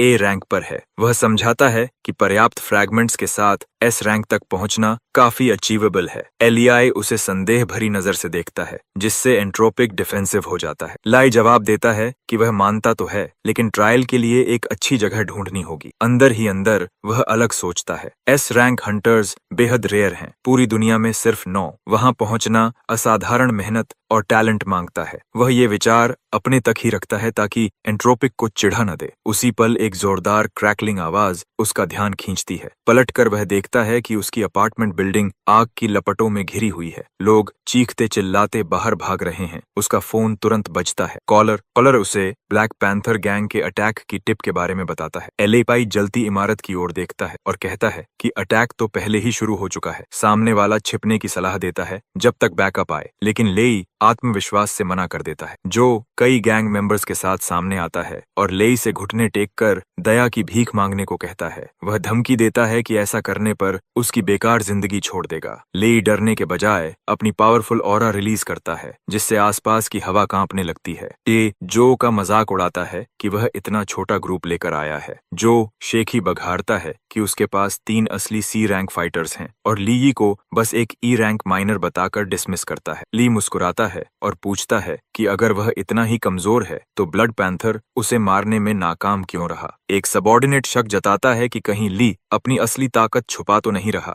लेकिन जो उसे नजरअंदाज कर देता है। उसे यकीन है कि ली बस एक ऑर्डिनरी माइनर है, बिना कॉम्बैट एक्सपीरियंस के। इसी भरोसे में एक गैंग मेंबर लापरवाही से चार्ज करता है। वह वेपन स्विंग करता है, आसान जीत की उम्मीद में, लेकिन वार पड़ने से ठीक पहले लाई अपनी जगह से गायब हो जाता है। वेपन खाली जमीन पर गिरता है और सब हक्के बक्के रह जाते हैं। लाई कंफ्यूज्ड अटैकर के पीछे प्रकट होता है और तलवार से वार करता है। वह कैजुअली जो की बात मानते हुए कहता है कि हाँ, वह माइनर ही है, लेकिन उसके एक्शंस कुछ और ही बताते हैं। गैंग मेंबर्स शॉक में जम जाते हैं, समझ नहीं पाते कि लेई कब और कैसे हिला। जो की आवाज में डर आ जाता है और वह बाकी लोगों को एक साथ हमला करने का आदेश देता है। एलियाई दोनों अटैकर्स को पल भर में काट गिराता है और जो का गला पकड़ लेता है। वह पूछता है कि जो जैसा टफ गैंगस्टर एक सिंपल माइनर से इतना डर क्यों रहा है। जो छटपटाते हुए छोड़ देने की भीख मांगता है। चूंकि जो को आग से खेलना पसंद है, ले तय करता है कि उसे वही देगा जो वह चाहता है। वह गैंग लीडर को जलती हुई अपार्टमेंट बिल्डिंग में फेंक देता है। जो लपटों में गिरते हुए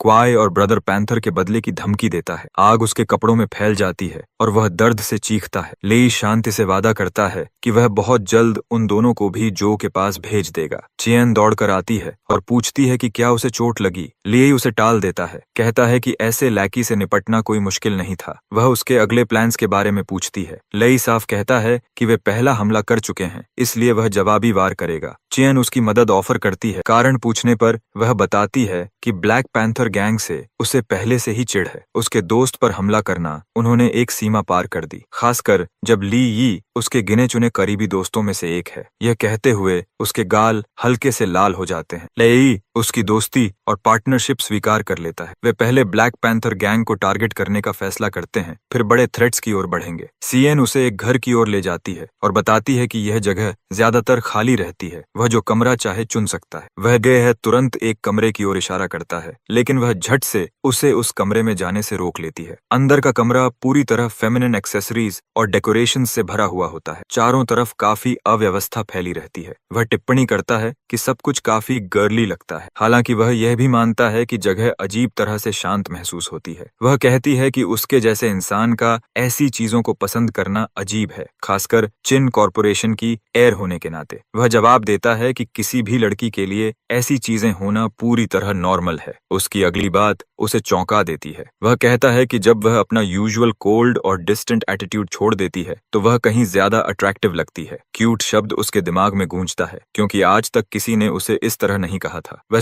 वह पीछे से उसके पास आने की कोशिश करती है, लेकिन वह कैजुअली उसका हाथ पकड़ लेता है और हंसते हुए सुनता है जब वह बताती है कि उसे भूख लगी है। किसी एबिलिटी का इस्तेमाल करते हुए वह हवा से कई तरह के इंग्रेडिएंट्स निकालता है और कहता है कि फिलहाल ये इमरजेंसी सप्लाईज ही काम चलाने के लिए काफी होंगे। उसकी क्यूरियोसिटी बढ़ जाती है। उसे याद आता है कि ऑक्शन में भी उसने ऐसे ही वेपन निकाला था। वह पूछती है कि ये सब चीजें कहाँ से आईं? वह बस इतना कहता है कि उसे मैजिक आती है। यह सुनकर वह उत्साह से उससे लेसन्स मांगती है। वह उसे सलाह देता है कि उसे पहले घर लौट जाना चाहिए। वह हैरान होकर पूछती है कि इसमें क्या गलत है। उसी समय घर के बाहर उसका पिता गुस्से में उन्हें देख रहा होता है। वह सोचता है कि इस लड़के ने उसकी कीमती बेटी पर कौन सा जादू कर दिया है कि इतनी जल्दी उनका रिश्ता इतना आगे बढ़ गया। यह बात उसे परेशान करती है कि उसकी बेटी अब ऐसी जगह रुक रही है जहां वह खुद भी दाखिल नहीं हो सकता। उसे याद आता है कि हाल के दिनों में उसने उससे इतनी खुशी से बातें तक नहीं की। रात के समय एक लड़का और लड़की का अकेले साथ होना उसके दिमाग में बेहद असहज माहौल पैदा कर देता है। हमारा लड़का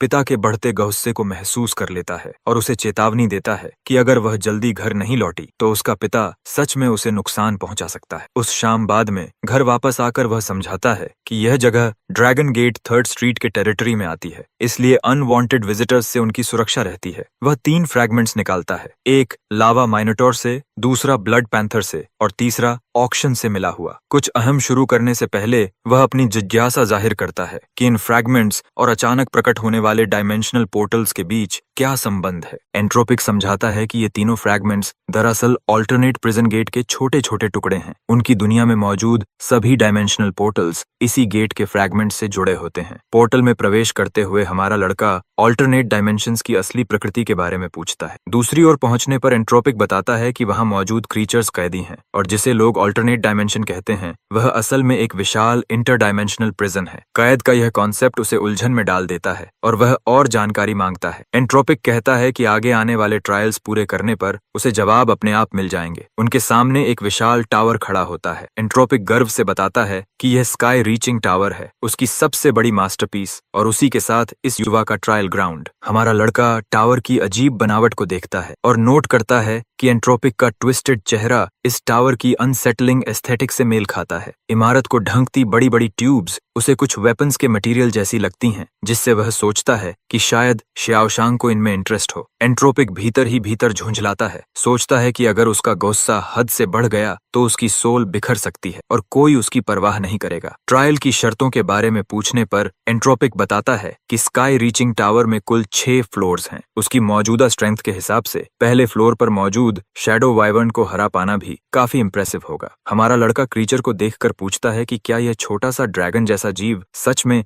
भयानक शैडो वाइवर्न है? उसे तो यह किसी गेको जैसा लगता है। वह कैजुअली हाथ बढ़ाकर उस छोटे से क्रीचर की ओर जाता है और कहता है कि इतनी छोटी चीज पर हमला करना तो कमजोर को बुली करने जैसा है। एंट्रोपिक उसे हंसने देता है, चेतावनी देता है कि यह मजाक ज्यादा देर नहीं चलेगा। हमारा लड़का क्रीचर को लिटिल क्यूटी कहकर उसकी आंखों में देखता है। अचानक एक जोरदार एक्सप्लोजन होता है और वह पूरी तरह चौंक जाता है। छोटा सा क्रीचर पल भर में विशाल आकार ले लेता है। सिस्टम उसकी जानकारी दिखाता है, C rank shadow wyvern shadow enhancement abilities के साथ, जो उसके साइज, स्पीड और स्ट्रेंथ को 600% तक बढ़ा देती हैं। LEI समझ जाता है कि यह एनहांसमेंट उसकी अपनी शैडो एबिलिटीज से कई गुना ज्यादा है और उसकी वर्जन तो सस्ती कॉपी जैसी लगती है। एंट्रोपिक बताता है कि उसका कॉन्स्टिट्यूशन इस क्रीचर की नेचुरल एबिलिटीज के सामने काफी कमजोर है। ड्रैगन उसकी ओर बढ़ता है, लेकिन लेई इस इंफीरियर स्थिति को स्वीकार करने से इनकार करता है। वह उछलकर ऊपर जाता है और कहता है कि बड़े शरीर में ज्यादा ब्लाइंड स्पॉट्स होते हैं जिनका फायदा उठाता है। क्रीचर की ओर तेजी से बढ़ते हुए वह उसके सामने पोजीशन लेता है और महसूस करता है कि शैडो एनहांसमेंट ने उसे बेहद मजबूत डिफेंसिव कैपेबिलिटी दी है। एंट्रोपिक पूछता है कि क्या वह अपनी असली ताकत छुपा रहा है, क्योंकि उसके कमजोर हमले बीस्ट को बस गुदगुदी ही कर रहे हैं। एलईआई अपनी शैडो एनहांसमेंट एक्टिवेट करता है, लेकिन एंट्रोपिक चेतावनी देता है कि अगर वह इस क्रीचर को टेम नहीं कर पाया तो वह पहले फ्लोर से आगे नहीं बढ़ पाएगा। वह काउंटलेस स्ट्राइक्स करता है, लेकिन वाइवन पर एक खरोंच तक नहीं आती। एंट्रोपिक देखता है कि उसके शैडो एनहांसमेंट का कंट्रोल काफी रिफाइंड है और डिफिकल्टी बढ़ाने का फैसला करता है। वह ड्रैगन से कहता है कि शायद वह भूखा है और सुझाव देता है कि ली एक स्वादिष्ट मील बन सकता है। ड्रैगन अपने विशाल जबड़े खोलकर उसकी ओर झपटता है। लाई मुश्किल से समझ पाता है कि क्या हो रहा है, लेकिन समय रहते दांतों से बच निकलता है। वह पूछता है कि क्या इस पेट को वैक्सीनेशंस लगी हैं, क्योंकि यह पूरी तरह रैबिड लग रहा है। एंट्रोपिक समझाता है कि उसकी तेज मूवमेंट्स ने उसे प्रे की तरह एपेटाइजिंग बना दिया है, जिससे क्रीचर अपनी एनर्जी रिप्लेनिश करना चाहता है। इस अनफेयर टैक्टिक से झुंझलाकर ले शिकायत करता है कि लड़ाई कॉम्बैट स्किल्स से होनी चाहिए, न कि ओपोनेंट को निगलने से। चूंकि क्रीचर इतना भूखा दिख रहा है, वह अलग तरीका अपनाने का फैसला करता है। वह अपने स्टोरेज से कई चिकन ड्रमस्टिक्स निकालता है और अपनी अल्टीमेट टेक्निक का ऐलान करते हुए उन्हें ड्रैगन की ओर फेंक देता है। बीस्ट इंस्टिंक्टिवली एक ड्रमस्टिक मुंह में पकड़ लेता है और यही उसे मौका देता है। वह अपनी एनर्जी उस फूड में चैनल करता है और ड्रैगन उसे पूरा निगल लेता है। सिस्टम कंफर्म करता है, shadow wyvern successfully tamed. First floor के एक्सेस राइट्स अनलॉक हो जाते हैं। एंट्रोपिक बड़बड़ाता है कि यह ग्लटन हमेशा खाने की कमजोरी में फंस जाता है। ड्रमस्टिक खाने के बाद ड्रैगन फिर से अपने नॉर्मल साइज में लौट आता है। तभी एक और सिस्टम नोटिफिकेशन आता है, binding and activation authority for the gate of the alternate prison obtained. उलझा हुआ युवा सोचता है कि इन नई अथॉरिटीज का असल फायदा क्या है। एंट्रोपिक समझाता है कि एनर्जी से इन्फ्यूज होने के बाद हर फ्रैगमेंट एक पोर्टल में बदल जाता है जो ऑल्टरनेट प्रिजन से जुड़ा होता है। इसका मतलब है कि ऑल्टरनेट डायमेंशन से किसी फ्रैगमेंट को बाइंड करने पर वह जब चाहे पोर्टल खोल सकता है। पहले ही फ्लोर पर इतनी उपयोगी एबिलिटीज पाकर वह उत्साहित हो जाता है और सोचता है कि बाकी 5 फ्लोर्स के रिवॉर्ड्स कितने कीमती होंगे। एंट्रोपिक उसकी कॉकी एटीट्यूड से चिढ़ जाता है, क्योंकि उसने फर्स्ट फ्लोर ताकत से नहीं बल्कि चालाकी से क्लियर किया था। उसे सबक सिखाने के लिए वह उन्हें सीधे सेकंड फ्लोर पर भेज देता है। एंट्रोपिक बताता है कि दूसरे फ्लोर के गार्ड्स सिर्फ स्काई रीचिंग टावर के स्टूवर्ड्स और सर्वेंट्स हैं। लियाई को यह एक्सप्लेनेशन सस्पिशियस लगती है और उसे डर होता है कि कहीं फिर कोई ट्रांसफॉर्मिंग क्रीचर न मिल जाए। पोर्टल उन्हें ऊपर ले जाता है और वह नोट करता है कि पहले फ्लोर का पेट ही सी रैंक था तो दूसरा फ्लोर आसान नहीं होगा। एंट्रोपिक उसे पहले देखने और फिर फैसला करने की चुनौती देता है। वे एक विशाल गेट के सामने पहुंचते हैं। एंट्रोपिक दावा करता है कि यहाँ कोई असली खतरा नहीं है। लियाई गेट खोलता है, लेकिन अंदर कई पावरफुल क्रीचर्स उनका इंतजार कर रहे होते हैं। सी रैंक थंडर सर्पेंट किंग, सी रैंक हाइड्रो टर्टल और सी रैंक लावा मिनोटोर। ली व्यंग्यात्मक स्वर में कहता है कि ये सपोजिडली हार्मलेस सर्वेंट्स काफी ज्यादा डेंजरस लग रहे हैं। विशाल क्रीचर्स हमला करने की तैयारी करते हैं और तभी उसे एहसास होता है कि उनके पीछे का एंट्रेंस अपने आप सील हो चुका है। सांप घातक इरादे से उस पर झपटता है, अपने विशाल जबड़े खोलते हुए, और इंट्रूडर को खत्म करने का ऐलान करता है। लाई तुरंत शैडो जॉन्ट एक्टिवेट करता है। उसके बाद शैडो एनहांसमेंट और जबरदस्त स्पीड बूस्ट का इस्तेमाल करते हुए एक ही स्मूथ मूवमेंट में सारे मॉन्स्टर्स को पार कर जाता है। वह आखिरी छोर पर मौजूद दरवाजे तक पहुंचता है और पूरी ताकत से उसे बंद कर देता है। भारी सांसें लेते हुए वह एंट्रोपिक से उसकी डिसेप्शन के बारे में सवाल करता है। एंट्रोपिक जोर देकर कहता है कि उसने कभी झूठ नहीं बोला। क्रीचर्स सच में सर्वेंट्स ही हैं। हालांकि वह यह भी मानता है कि ली की एबिलिटीज अभी इतनी मजबूत नहीं हैं कि वह उन्हें प्रभावी ढंग से संभाल सके।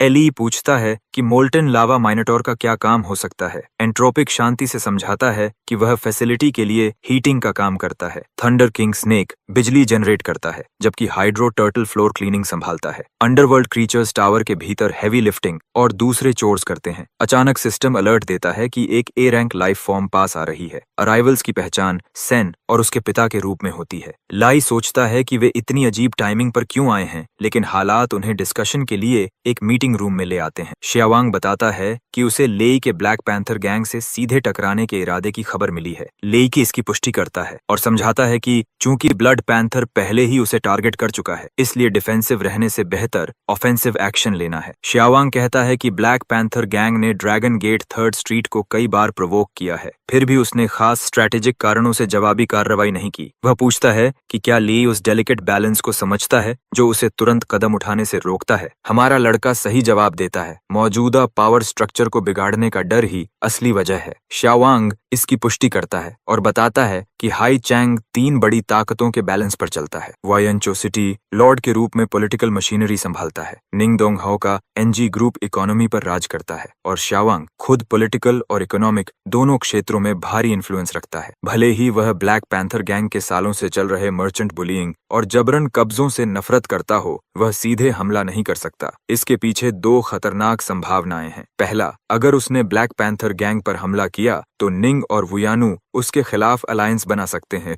दूसरा, निंग और शाओवांग दोनों को भारी नुकसान हो सकता है, जिससे वू त्यानु को हाई सीआई पर पूरा कंट्रोल मिल जाए। लेआई सोचता है कि शायद प्रेसिडेंट शाओवांग छिन फैमिली को कॉन्फ्लिक्ट में नहीं घसीटना चाहते, लेकिन शाओवांग हल्की मुस्कान के साथ एक नया प्रस्ताव रखता है। ली यी और चियन एक नया फैक्शन बनाएं जो खास तौर पर ब्लैक पैंथर गैंग से निपटे। ली तुरंत समझ जाता है कि यह प्रॉक्सी वॉर है जहां उन्हें एजेंट्स की तरह इस्तेमाल किया जाएगा। शाओवांग उसकी समझदारी की तारीफ करता है और योजना बताता है। वह फंडिंग और मैन पावर देगा, जबकि असली ऑपरेशंस ली यी और सीएन एग्जीक्यूट करेंगे। इससे दूसरी बड़ी ताकतें चिन फैमिली की डायरेक्ट इन्वॉल्वमेंट पर ओवर रिएक्ट नहीं करेंगी। अगर योजना पूरी तरह फेल भी हो जाए, तब भी वह अपनी पॉलिटिकल कनेक्शन से सिचुएशन संभाल सकता है और उनकी सेफ्टी सुनिश्चित कर सकता है। एली हैरान होता है कि प्रेसिडेंट शाओसांग ने सिर्फ एक शाम में इतनी पूरी स्ट्रैटेजी कैसे बना ली। वहीं शाओवांग के अंदरूनी विचार कुछ और ही बताते हैं। वह सोचता है कि ली यी ने उसकी बेटी पर कौन सा जादू कर दिया है। उसे अफसोस होता है कि उसकी बेटी का ब्लैक पैंथर गैंग के खिलाफ ली यी के साथ खड़े रहने का जोर उसे इस रास्ते पर ले आया। वह लागत का हिसाब लगाता है, पैसा और रिसोर्सेज देना, और ऊपर से बेटी के इस लड़के के साथ भाग जाने का खतरा। उसके दिमाग में तो यहाँ तक आता है कि सीएन को कहीं भेज दे और ली यी को बांधकर शहर से दूर फेंक दे। लीली देख लेता है कि प्रेसिडेंट के चेहरे पर उसके अंदरूनी विचार साफ झलक रहे हैं, जिससे माहौल अजीब हो जाता है। सीएन बीच में आकर बात आगे बढ़ाती है और लेई से उसके अगले प्लान्स पूछती है। वह बताता है कि वह हाई सिंग में मौजूद हर पब्लिकली एक्सेसिबल डायमेंशनल गेटवे से जुड़े मिशंस लेगा। हर जगह खुद जाना जरूरी है। सीएन जरूरी अरेंजमेंट्स करने पर सहमत हो जाती है। ली के विचार और गहरे हो जाते हैं। वह सोचता है कि फ्रैगमेंट्स को बाइंड करना ब्लैक पैंथर गैंग के पतन की शुरुआत होगा। शियन उसे अपने फाइटर्स से मिलवाती है। वह क्राउड की ओर हाथ हिलाकर बताती है कि इन सब ने कठिन टेस्ट्स पास किए हैं, अब ये शैडो गैंग का हिस्सा हैं और उसके ऑर्डर्स फॉलो करेंगे। लीडर्स झुककर दोनों का अभिवादन करते हैं। चियन बताती है कि नाम चुनने में बहुत समय लगा, इसलिए उसने शैडो गैंग चुना, उसके पावर्स को देखते हुए। एले कहता है कि उसे यह नाम पसंद है। वह लीडर्स को देखता है और पाता है कि सब ऐसी लेवल फाइटर्स हैं। ऐसी टीम सच में काफी ताकतवर है। एले नोट करता है कि सब ने चेहरे ढक रखे हैं। पूछने पर चियन बताती है कि मास्क से दुश्मन उनके परिवारों तक नहीं पहुंच पाएंगे और वैसे भी मास्क अच्छे लगते हैं। ली बैटल प्लान पूछता है। चियन बताती है कि वे ब्लैक पैंथर गैंग के सारे काम हथिया लेंगे। हर अच्छा पेइंग जॉब अब उनका होगा। ली को शक होता है कि इतना काम कैसे संभालेंगे। चियन उसे भरोसा दिलाती है कि वे सिर्फ प्रॉफिटेबल टास्क्स ही लेंगे, बाकी के लिए दूसरे स्कीम्स मौजूद हैं। उधर बाव तब भड़क उठता है जब उसका वर्कर बुरी खबर लाता है। वह डॉक्यूमेंट्स इधर उधर फेंकता है और शैडो गैंग द्वारा उनका बिजनेस छीनने पर चिल्लाता है। बाव नए लोगों से तुरंत बदला लेने का आदेश देता है। पिक्चर हार मानते हुए बताता है कि शैडो गैंग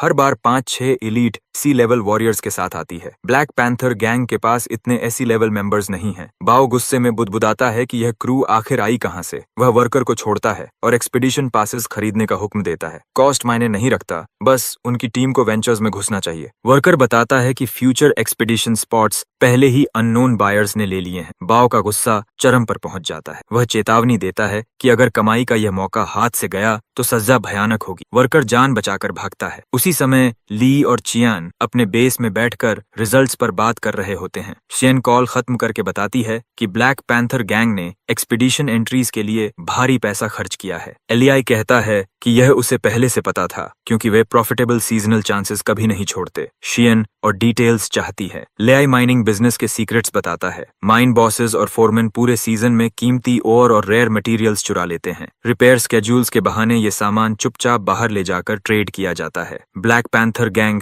आमतौर पर मर्सनरी जॉब्स लेकर इन डीलर्स को लूटती है। कोई शिकायत नहीं करता, इसलिए सब चुप रहते हैं। अब जब उनका रूट ब्लॉक हो गया है तो वे दूसरे वर्ल्ड्स में जाने के लिए महंगे एक्सपीडिशन टिकट्स खरीद रहे हैं। चियन को शक होता है कि इतने महंगे टिकट से ज्यादा पैसा नहीं मिलेगा। एलियाई मानता है, लेकिन कहता है कि उसकी योजना इससे कहीं आगे की है। वह अपने हालिया वर्ल्ड ट्रैवल्स का असली कारण बताता है। लियाई हाथों से एक गेटवे खोलता है और बताता है कि उसने हाईचंग के आसपास मौजूद हर अदर वर्ल्ड एंट्रेंस को टैग कर लिया है। अब वह किसी भी वर्ल्ड के लिए तुरंत छोटा डोर बना सकता है। उनकी क्रू महंगे एक्सपीडिशन पासेस खरीदने वालों को ट्रैक करेगी और ब्लैक पैंथर गैंग के मेंबर्स पहचान लेगी। उसके बाद अटैक होगा। चियन इस स्ट्रेटेजी की तारीफ करती है। एलियाई सख्ती से कहता है कि उसकी वर्ल्ड जंपिंग एबिलिटी पूरी तरह सीक्रेट रहनी चाहिए। सिर्फ लॉयल लोग ही इस मिशन में शामिल होंगे। चियन खुद भी शामिल होने की पेशकश करती है क्योंकि उसे रिस्की एडवेंचर्स पसंद हैं। लियाई मुस्कुराकर उसकी मदद स्वीकार करता है। कहीं दूर एक वाहन खाली इलाके में आकर रुकता है जिसमें 2 वर्कर्स होते हैं। एक वर्कर ओल्ड वांग से कहता है कि यह डिलीवरी काफी कीमती है। वांग सबकी तरफ से आभार जताता है और सबको सतर्क रहने की चेतावनी देता है। अचानक सामने जमीन से तेज पत्थर उगाते हैं। वांग सबको सावधान करता है। जैसे ही वे आगे बढ़ते हैं और स्टोन स्पाइक्स ब्लेड्स की तरह जमीन से फूट पड़ते हैं। ड्राइवर उतरकर कार्गो की सेफ्टी चेक करता है। तभी एक ब्लैक पैंथर मेंबर प्रकट होता है और पुष्टि करता है कि शिपमेंट सुरक्षित है, लेकिन आने वाले खतरे की चेतावनी देता है और अगले ही पल स्टोन डैगर्स उनकी ओर उछाल देता है। सब लोग इधर उधर भागने लगते हैं, लेकिन वह हंसते हुए चिल्लाता है कि भागना बंद करो क्योंकि उसका एंटरटेनमेंट अभी शुरू हुआ है। तभी लेवी वहां पहुंचता है और कहता है कि अगर उसे लड़ना ही है तो उसका ओपोनेंट वही बनेगा। वह तुरंत शैडो मूवमेंट एक्टिवेट करता है और हमला कर देता है। दुश्मन झुंझलाकर कहता है कि बीच में दखल देकर उसकी मस्ती खराब कर दी गई। एलिसी आगे बढ़ते हुए कहता है कि लूट सिर्फ एक ही प्रॉब्लम पैदा नहीं करती। सामने वाला अपनी स्टोन एबिलिटीज इस्तेमाल करने की सोच ही रहा होता है कि ली यी पूरी ताकत से उसके चेहरे पर वार करता है और उसे चट्टान से जा टकराता है। जमीन पर गिरा हुआ फाइटर दर्द में कराहते हुए पूछता है कि लिया यी आखिर है कौन। वह चेतावनी देता है कि अगर उसने हॉस्टाइल मूव किया तो पास मौजूद उसके साथी भड़क जाएंगे और दया नहीं दिखाएंगे। ली यी शांति से पूछता है कि क्या वह उन डी रैंक फाइटर्स की बात कर रहा है जो पहले ही शैडो गैंग के हाथों गिर चुके हैं। यह सुनकर दुश्मन अविश्वास में चीख उठता है। तभी चियन आती है और पूछती है कि इन पकड़े गए दुश्मनों का क्या किया जाए, क्या सबको पूरी तरह खत्म कर दिया जाए। एलिया इस रास्ते को मना कर देता है क्योंकि सबको मार देना ब्लैक पैंथर गैंग को आसान बहाना दे देगा। वह इससे बेहतर स्ट्रेटेजी बताता है। आदमी हैरानी से उस प्लान के बारे में पूछता है। लियई उसे आदेश देता है कि वह वापस जाकर ब्लैक पैंथर गैंग को बता दे कि यह सब ली और शैडो गैंग की योजना थी। उधर बाओ अस्पताल के बिस्तर पर पड़ा होता है जब रिपोर्ट्स आती हैं कि हाल के अटैक्स में शैडो गैंग शामिल है। वह गुस्से में पूछता है कि ली यी इतनी जल्दी इतना ताकतवर कैसे बन गया। उसका असिस्टेंट हालात समझाता है। उनके आदमी बाहर से ज्यादा घायल नहीं दिखते, लेकिन मेडिकल स्कैन्स बताते हैं कि शरीर के अंदर हड्डियों को गंभीर नुकसान पहुंचा है। बेहतरीन इलाज के बावजूद रिकवरी में कम से कम 6 मंथ्स लगेंगे। हर व्यक्ति का इलाज 5 मिलियन तक पहुंचता है, यानी 6 लोगों के लिए कुल 30 मिलियन। एक और मैसेज आता है कि उनकी बाकी 2 टीम्स भी हार चुकी हैं। बाओ गुस्से में अपने सबॉर्डिनेट का कॉलर पकड़ लेता है और अटैकर के बारे में पूछता है। जब उसे पता चलता है कि यह फिर से ली यी था तो वह दांत पीसता है। 3 ऑल्टरनेट डायमेंशंस सैकड़ों किलोमीटर दूर हैं, जिससे एक साथ हमले असंभव लगते हैं, यहाँ तक कि फ्लाइट एबिलिटीज के साथ भी। सबॉर्डिनेट उसे वीडियो एविडेंस दिखाता है। फुटेज में साफ दिखता है कि लाई यी अकेले ही उनकी फोर्सेस को हरा रहा है। रिकॉर्डिंग में ली कैमरा देख लेता है और उसके पास आकर चेतावनी देता है कि पीछे हट जाए। वह ब्लैक पैंथर के अंडरलिंग्स की कमजोरी का मजाक उड़ाता है और लीडर को सीधी चुनौती देता है कि कमजोर सबॉर्डिनेट्स भेजने के बजाय खुद सामने आए। वह लंबे इलाज और भारी मेडिकल खर्च का जिक्र भी करता है। यह आखिरी ताना बाओ को पूरी तरह तोड़ देता है। वह टैबलेट तोड़ डालता है और कसम खाता है कि लाई को पूरी तरह खत्म करेगा।